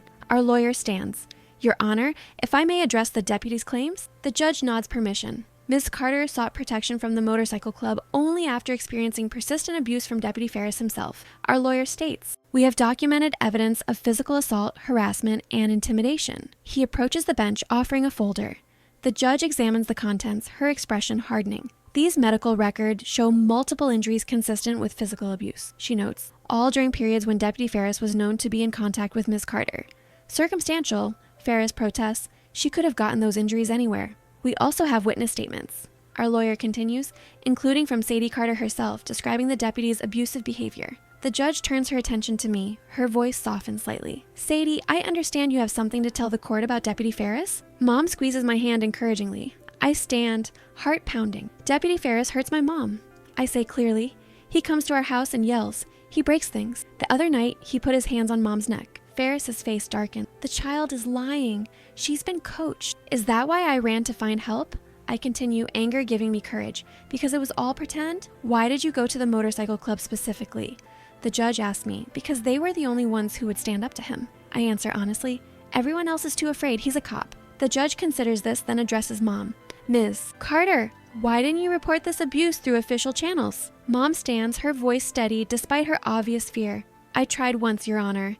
The complaint disappeared. Deputy Ferris showed up at our house that night angrier than ever. He said no one would believe me over a decorated office." "That's absurd." Ferris interrupts. "She's making this up to cover her poor choices." The judge silences him with a look. "Deputy Ferris, you'll have your..." Our lawyer presents additional evidence. Phone records showing Ferris's incessant calls, statements from diner patrons who witnessed his intimidation tactics, even security footage from our street showing his patrol car parked outside our house at strange hours. Throughout the presentation, Ferris grows visibly agitated. His confident demeanor cracks, revealing something ugly beneath. "This is a conspiracy!"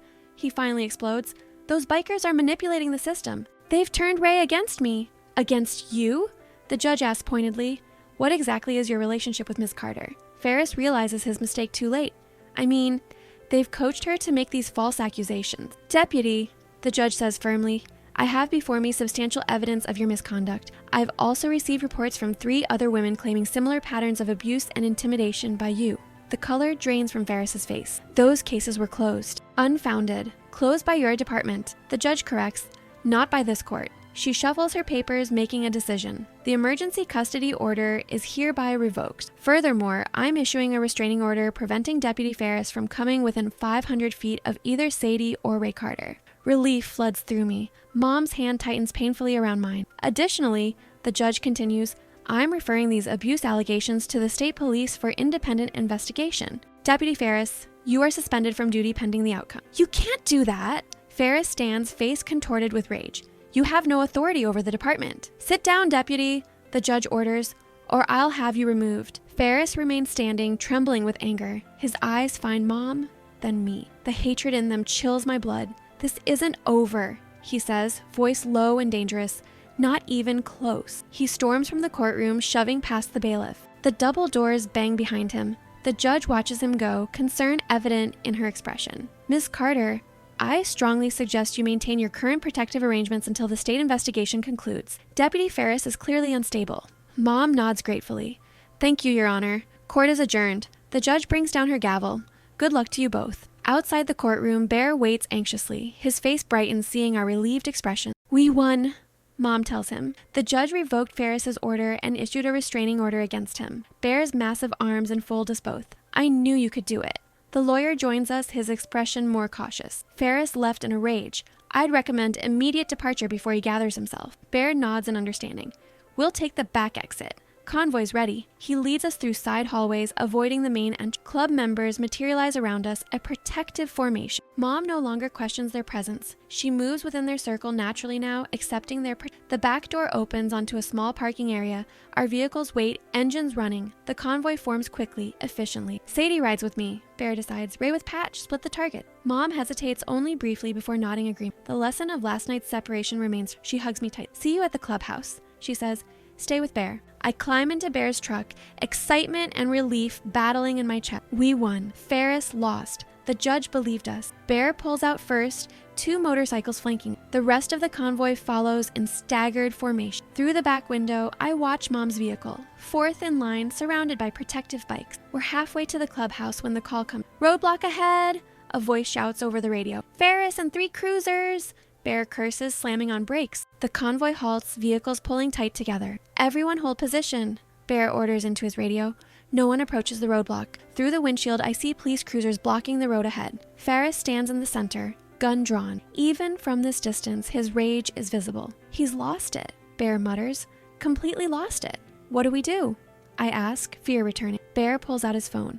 We call the judge, the state police, everyone. But before he can dial, gunfire erupts, not from Ferris, from beyond him, on the other side of the roadblock. The other deputies drop for cover. Ferris spins, returning fire at more shots echo. Bear pushes me down below the dash. "Stay down!" The radio crackles with confusion. Through the chaos, one message breaks. "It's Diesel and Doc. They're drawing Ferris away." Bear's expression shifts from to under. They're creating a diversion. The strategy works. The roadblock dissolves as deputies pursue the new threat. Ferris hesitates, torn between his original target and the attackers. Finally, he jumps into his cruiser, speeding after his fellow officer. "Go! Now!" Bear orders into the radio. The convoy surges forward, racing through the abandoned roadblock. Bear drives with grim determination, one hand keeping me secured below the dash. "Were those really our guys shooting?" I ask, confused and frightened. "Warning shots only," Bear assures me, creating chaos, not casualty. They know what they're doing. We reach the clubhouse in record. Gates swing open, admitting the con. They slam closed immediately behind the last. Armed members take defensive positions along the perimeter. Mom rushes from her vehicle, searching frantically for me. Seeing me emerge from Bear's truck, she runs forward, gathering me in her. "Are you hurt?" she demands, checking me for injuries. "I'm fine," I assure her. Bear kept me safe. Relief gives way to anger. She rounds on Bear. "You said we'd be safe, that the restraining order would protect us." Ferris snapped, Bear explains calmly. "No piece of paper stops a man who's lost his mind." "What happens now?" Mom asks, fear evident in her voice. "He'll come here next." Bear's expression hardens with resolve. "Let him try." The clubhouse transforms into a fortress. Members work quickly, methodically. Metal shutters cover windows. Furniture forms barricades.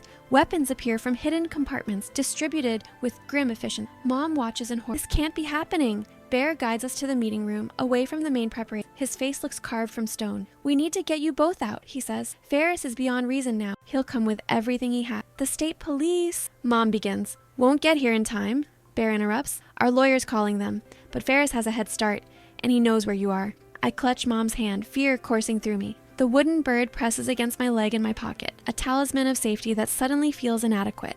"Where can we go?" Mom asks. "He'll follow us anywhere."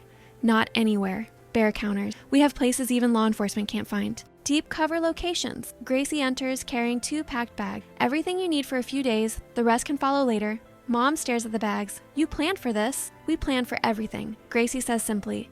"Better to have options you don't need than need options you don't have." Bear checks his watch. "Diesel and Doc will buy us maybe 20 minutes. That's our window." "For what?" I ask. "To get you both out the back way," Bear explains. "Through the tunnels." "Tunnel?" Mom looks shocked. Bear nods. "Old prohibition routes. Run under half the town. Ferris doesn't know about them." The door opens, admitting Pat. His face shows fresh cuts and dirt. He must have ridden hard to beat us back to the compound. "Diversion worked," he reports. "Ferris took the bait. He's gathering men at the station, planning a full assault." "How many?" Bear asks. "At least 10 deputies, maybe more. He's calling in favors from the county." Bear absorbs this news grimly. "Timeline? 30 minutes. Maybe less." Patch's eyes find mine. "Kid needs to be gone before then." Mom pulls me closer. "We both go. Right now. You and Sadie with Patch," Bear decides. "Through the tunnels to the river. Boats waiting. It'll take you downstream to the highway. Club brothers will meet you there with transport." "What about you?" Mom asks. "The club? We stay," Bear says simply.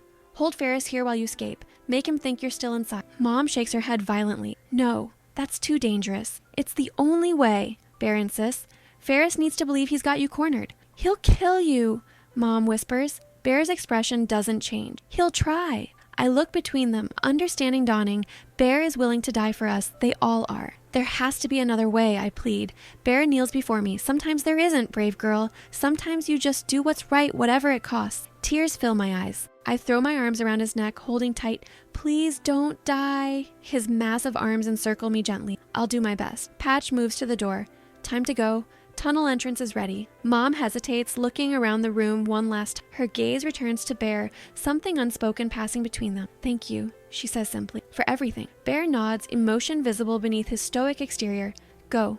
Be safe. Patch leads us through the kitchen to a small pantry at the back. He moves a shelf, revealing a narrow doorway. Cool air rises from the darkness beyond. Tight fit, he warns, but it opens up after 10 yards. Mom goes first, clutching our bags. I follow, Patch bringing up the rear. He secures the door behind us, plunging us into complete darkness. A flashlight clicks on, illuminating a narrow tunnel ahead. Stay close, Patch instructs. No talking until we reach the river. We move in silence through the damp passage. The walls feel close, oppressive. Water drips somewhere ahead. The air smells of earth and age. The tunnel branches several times. Patch navigates without hesitation, choosing paths with absolute confidence. We descend gradually, the air growing cooler. After what feels like hours, but is probably only 15 minutes, the passage widens. A faint glow appears ahead, natural light filtering through an opening. River axe, Patch whispers. Boats tethered just outside. He pauses, listening intently. Satisfied, he moves forward again, leading us toward the light. The tunnel opens onto a small natural cave. One side faces the river, concealed by hanging vegetation. Patch parts the green curtain carefully, scanning the water. Clear, he says.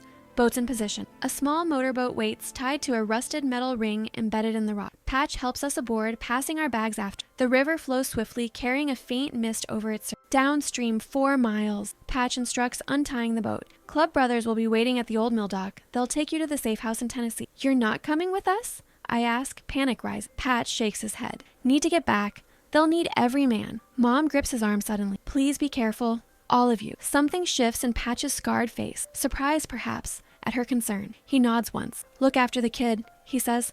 She's something special. He starts the motor, the quiet purr barely audible over the river's flow. With a final nod, he pushes us away from the shore. The current catches the boat, pulling us into the river center. Mom takes the tiller, steering us downstream. Patch watches from the shore until we round a bend, then disappears back into the tunnel. The river carries us swiftly away from town. Trees line both banks, providing cover. Mom navigates carefully, keeping to the center where the current runs strongest. Will they be okay? I ask, watching the shoreline pass. Mom doesn't answer immediately. When she does, her voice sounds strained. I don't know, baby. I hope so.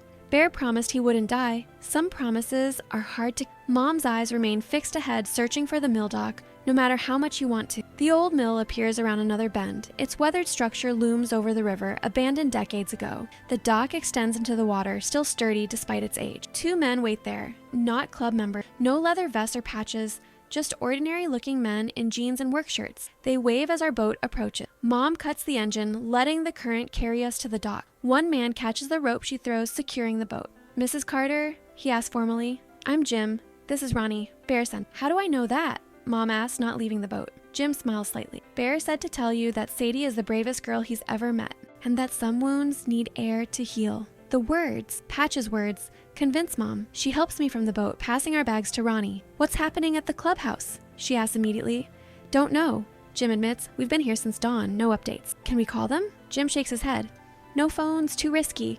Ferris could track the signal. A battered pickup truck waits in the mill's yard. Jim leads us to it, opening the doors. Tennessee Safe House is 4 hours away, he explains. We'll switch vehicles twice on the way, just to be sure. Mom hesitates, looking back toward town. I know what she's thinking. The same thoughts fill my mind. Bear, Patch, Gracie, all the others preparing to face Ferris's rage. For us, we can't leave them, I say suddenly. Mom kneels before me. We have to, baby. It's what Bear wants. They'll die. They might, Mom acknowledges, her voice breaking slightly. But they made their choice. We need to honor it by staying safe. Jim watches our exchange, his expression sympathetic but firm.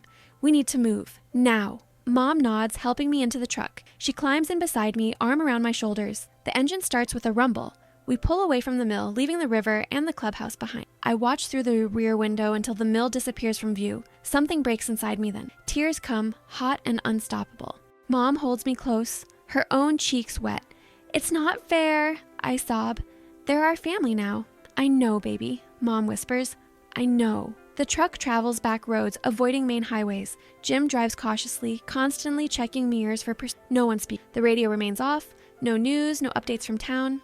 After an hour, we switch to a different vehicle, a blue sedan waiting at an abandoned gas station. Ronnie takes over driving, Jim riding shotgun. Another hour. We switch again. this time to a minivan. The third vehicle carries us across the state line into Tennessee. The landscape changes gradually. More hills, denser forests, signs of civilization grow scarcer. Almost there, Jim announces as we turn onto a gravel road. Safe house is just ahead. The safe house proves to be a small cabin nestled among pine trees. Solar panels cover one section of roof, a satellite dish perches discreetly on another. Modern security in rustic disguise. Home sweet home, Ronnie says, parking beside the cabin. For a while anyway. Inside, the cabin surprises with its comfort. 2 bedrooms, a well-stocked kitchen, living area with comfortable furniture. Generator hums quietly in a back room. Someone prepared thoroughly for our arrival. Bathroom's got everything you need, Jim says, setting our bags in the larger bedroom. Kitchen's fully stocked. Satellite phone on the counter is for emergencies only. How long do we stay? Mom asks. Until we hear otherwise, Ronnie replies. Could be days, could be longer. And the club? How will we know what happened? Jim's face softens with sympathy. Someone will contact us when it's safe. For now, no news is good news. They leave shortly after, promising to return in 2 days with supplies and hopefully updates. The cabin falls quiet with their departure. Almost too quiet after days in the bustling clubhouse. Mom explores methodically, checking windows and doors, examining supplies. Her movements seem purposeful, but I recognize the distraction technique. She's keeping busy to avoid thinking about what might be happening back home. I sit at the kitchen table, turning my wooden bird in my fingers. The crude carving feels more precious now. A connection to Patch, to the clubhouse, to everything we left behind. Are you hungry? Mom asks, opening cabinets. There's soup, sandwiches. I shake my head. Do you think they're fighting now? Mom stops her inventory, shoulders slumping. Probably. Bear promised he wouldn't die. Bear promised he'd try. Mom sits across from me, taking my hands. Sadie, we need to prepare ourselves. For anything. They'll win, I say with desperate certainty. They have to. Mom doesn't contradict me. She simply pulls me close, holding tight. We stay that way a long time, sharing our fear and hope in silence. Night falls. Mom heats soup we barely touch. We go through the motions of normalcy, washing up, changing into pajamas found in dresser drawers, reading from books on cabin shelves. Sleep eludes us both. I lie beside Mom in the large bed, listening to her uneven breathing. She isn't sleeping either, just pretending for my benefit. Mom? I whisper. Yes, baby. If Bear... I can't finish the thought. Mom's arms tighten around me. Whatever happens, we'll face it together, I promise. Morning comes with no news. We eat breakfast mechanically, moving through the day in a fog of worry. Mom finds board games in a closet. We play half-heartedly, both too distracted for real concentration. Evening brings a spectacular sunset. We watch from the porch, the sky painted in oranges and purples. In another circumstance, another life, it would be beautiful. Bear would like this view, I say quietly. Mom nods, her eyes fixed on the horizon. Yes, he would.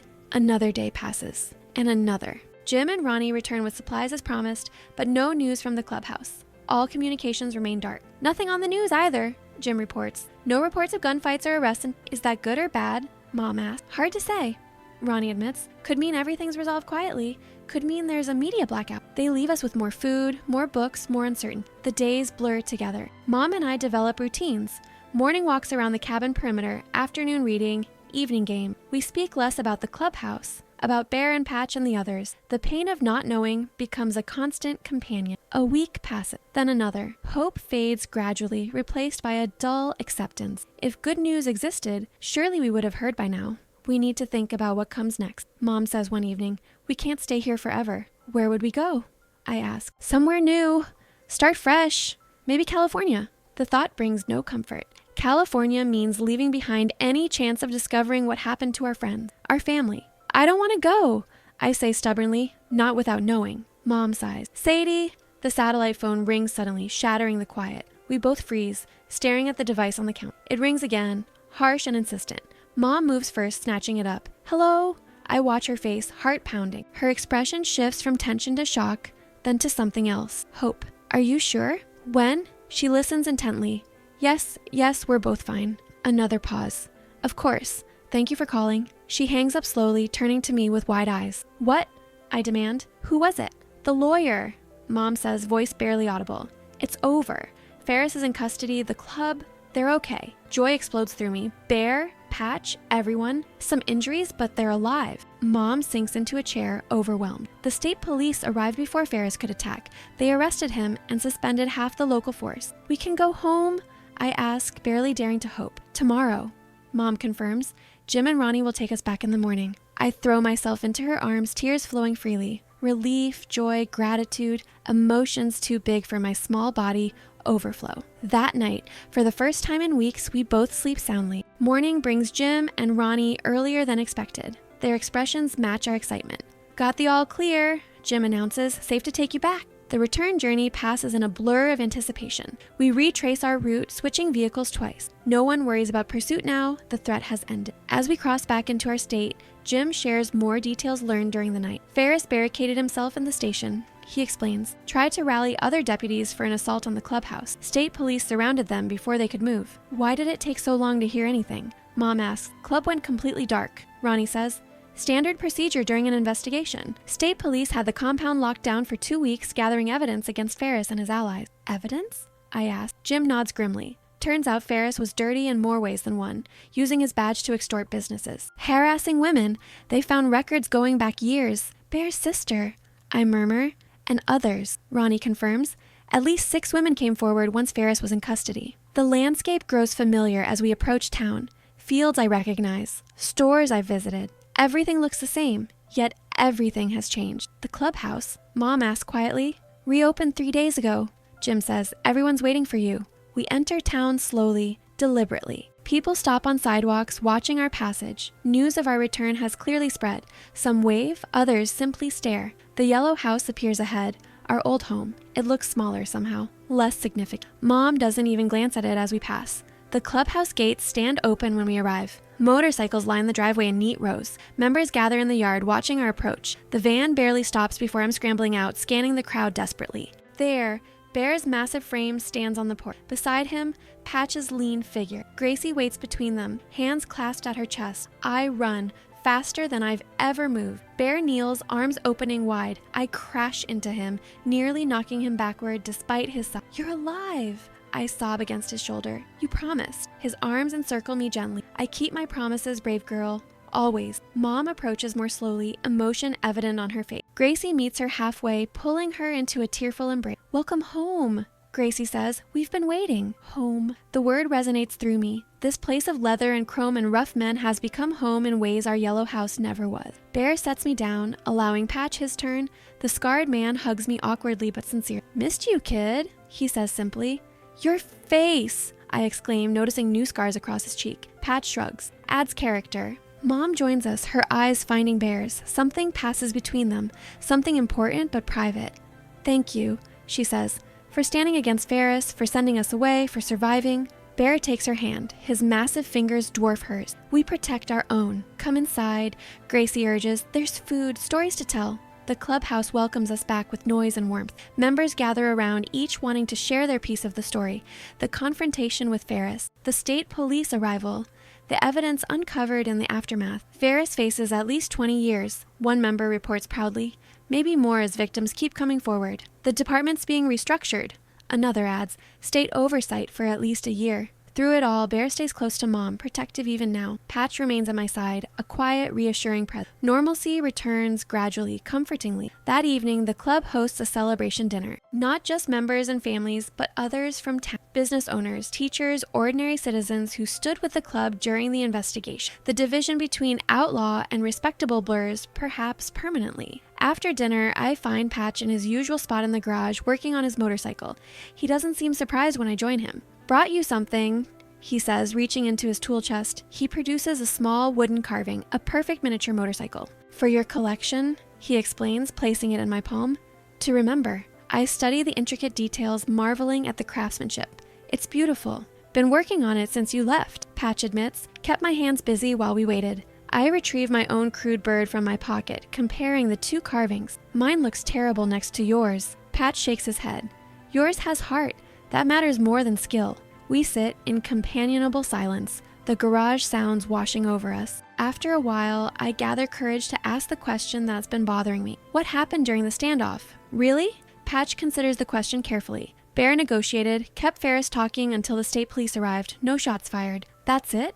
I press, sensing omission. A ghost of a smile touches Patch's scarred face. Maybe Bear mentioned having evidence about other things Ferris had done, things that would interest federal authorities. Did he really have evidence? He did after Diesel hacked Ferris's personal computer. Patch's smile grows slightly. Sometimes the club operates creatively. I absorb this, understanding the deeper message. The Angels won not through violence, but through intelligence, strategy, community support. A different kind of strength than Ferris expected. Later, I find Mom and Bear on the back porch talking quietly. They fall silent when I approach, but their expressions remain open, welcoming. Everything okay?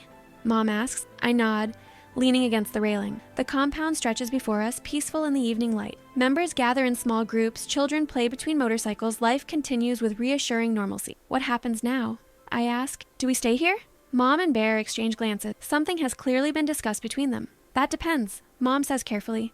The yellow house is still ours. We could go back. The thought holds no appeal. That house contains only memories of fear, of hiding in closets while Mom cried. Or, Bear adds, there's a small apartment above the garage, private entrance, 2 bedrooms. Needs some fixing up, but it could be nice. Hope blooms in my chest. We could stay here, at the clubhouse? If that's what you want, Mom says, watching me closely. What about you? I ask. What do you want? Mom's eyes find Bear's again. Her hand moves to cover his on the railing. I want us to be safe, she says. To be happy. To be surrounded by people who care about us. Family, I say simply. Mom nods, a smile touching her lips. Yes, family. Bear's massive hand turns to hold Mom's properly. The gesture speaks volumes. The club voted, he says, unanimously. You're both welcome here permanently, as family. Mom's fingers tighten around Bear. We accept. Joy bubbles through me. I throw my arms around them both, creating a circle of connection. Bear's beard tickles my cheek. Mom's tears dampen my hair. We stand together as the sun sets over the compound, over our new beginning. 6 months pass in a blur of healing and growth. The apartment above the garage becomes home, filled with both old treasures and new gifts from club members. Mom works at the diner still, but with new confidence, I return to school, no longer the subject of whispers, but of admiration. The girl who helped bring down a corrupt cop. Patch teaches me wood carving every Saturday. My skills improve gradually. My collection grows. Birds, animals, people. Each carries memories, emotions, pieces of our story. Bear becomes a steady presence in our lives. At first, just dinner visits, then movie nights, then more. Mom smiles more with him, laughs more. The shadows in her eyes fade slowly but steadily. The club changes too. Less secrecy, more community involvement. The division between them and us dissolves further with each passing month. Today marks exactly 6 months since our return. The compound bustles with activity, preparing for a special celebration. Tables fill the yard. Decorations hang from every surface. Club members and townspeople mingle freely, the boundaries between them nearly invisible now. I sit on the porch steps watching the preparations. Patch joins me, his scarred face more relaxed than I've ever seen. Big day, he comments, nodding toward the central table where Bear stands looking uncharacteristically nervous in a clean button-down shirt. He looks scared, I observe with a giggle. I've never seen Bear scared. Patch's mouth quirks. Some things are scarier than Ferris ever was. Mom emerges from our apartment wearing a simple blue dress. Her hair falls loose around her shoulders. She looks beautiful, radiant, at peace. She spots me, coming to join us on the steps. Everything ready? I nod. Just waiting for you. Bear approaches, extending his hand to Mom. Time, Ray? She takes his hand, smiling up at him. Time. Gracie calls for attention, gathering everyone around the main table. Bear and Mom stand before it, hands still linked. I join them, positioning myself at Mom's other side. Brothers, sisters, friends, Bear begins, his deep voice carrying across the yard. 6 months ago, our family grew in unexpected ways. His eyes find mine, then Mom. The love in them shines clear and strong. Today, we make it official. He produces a small box from his pocket. Ray Carter, will you become part of this family? My family forever. Mom's free hand covers her mouth, tears brimming. Yes, she whispers, then louder. Yes! Bear opens the box, revealing a simple ring. As he slips it onto Mom's finger, cheers erupt around us. Patch claps me on the shoulder, his own eyes suspiciously damp. Bear kneels before me next, bringing himself to my level. And you, brave girl, he says, will you let me be your father? Not to replace the one you had, but to be the one you need now? Emotion clogs my throat. I throw my arms around his neck, words failing me completely. He understands anyway, lifting me into a bear hug that lives up to his name. The celebration continues into evening. Food and music fill the compound. Members and townspeople dance together under strings of lights. The boundaries between outlaw and respectable citizen blur beyond recognition. Later, I find a quiet moment alone with my wooden bird. The first carving, crude but meaningful. Patch joins me, observing my contemplation. Keep that one, he advises, to remember where it started. I nod, understanding completely. I was so scared that night, running through the rain. Being brave doesn't mean not being scared.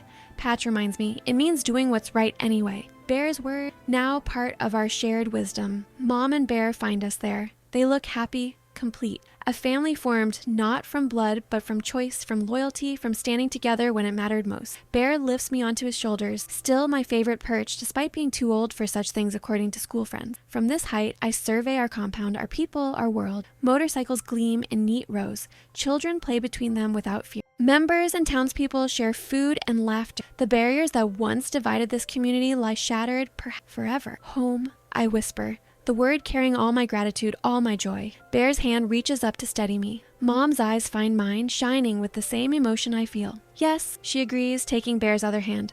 Finally home. The roar of motorcycles fills the summer air.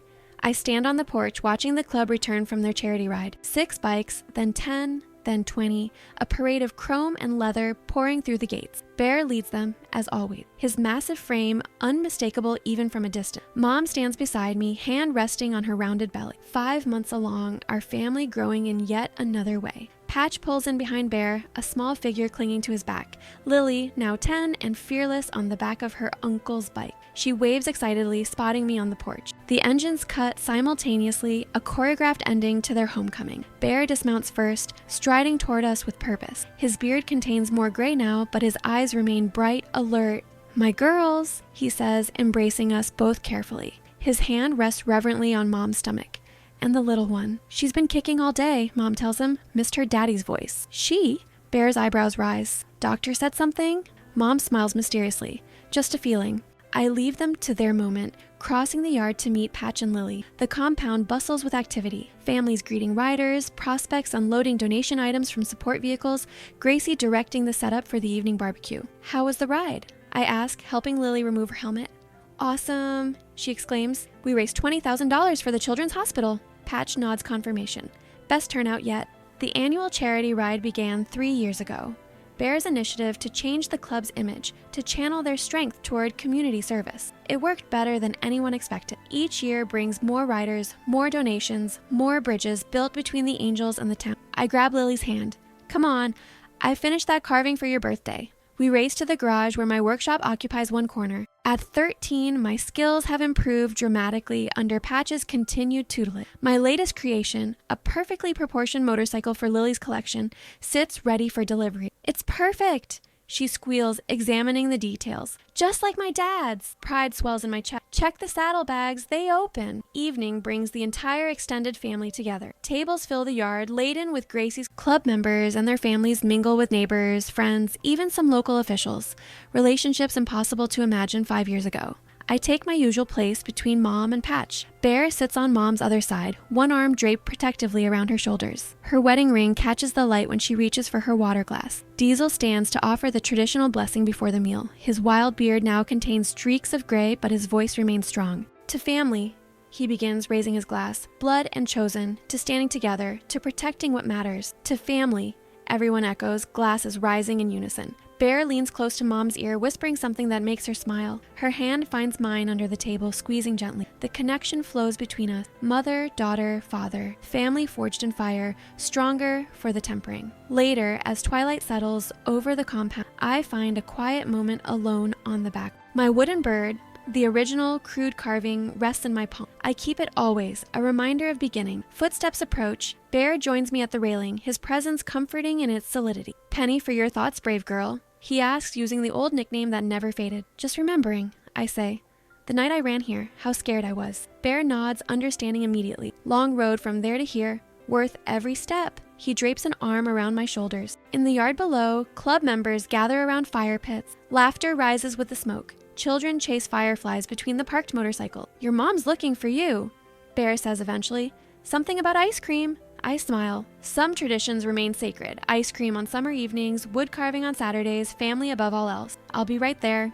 Bear leaves me to my moment, understanding my need for occasional solace. At 13, I balance on the edge of childhood and something more, not quite ready to leave either behind. I tuck the wooden bird back into my pocket where it lives always, my talisman. My reminder of courage found in desperate moment. Below, Mom waves from the kitchen door, ice cream scoop in hand. Bear stands behind her, one hand resting protectively on her belly. Patch watches from a nearby table, a rare smile crossing his scarred face. My family, not by blood, but by choice, by loyalty, by love that stood against fear and won. I joined them, heart full beyond measure. The roar of motorcycles sounds in the distance. More members returning home, more family gathering. The sound doesn't frighten me anymore. It never will again. It's the sound of safety, of protection, of belonging. It's the sound of home.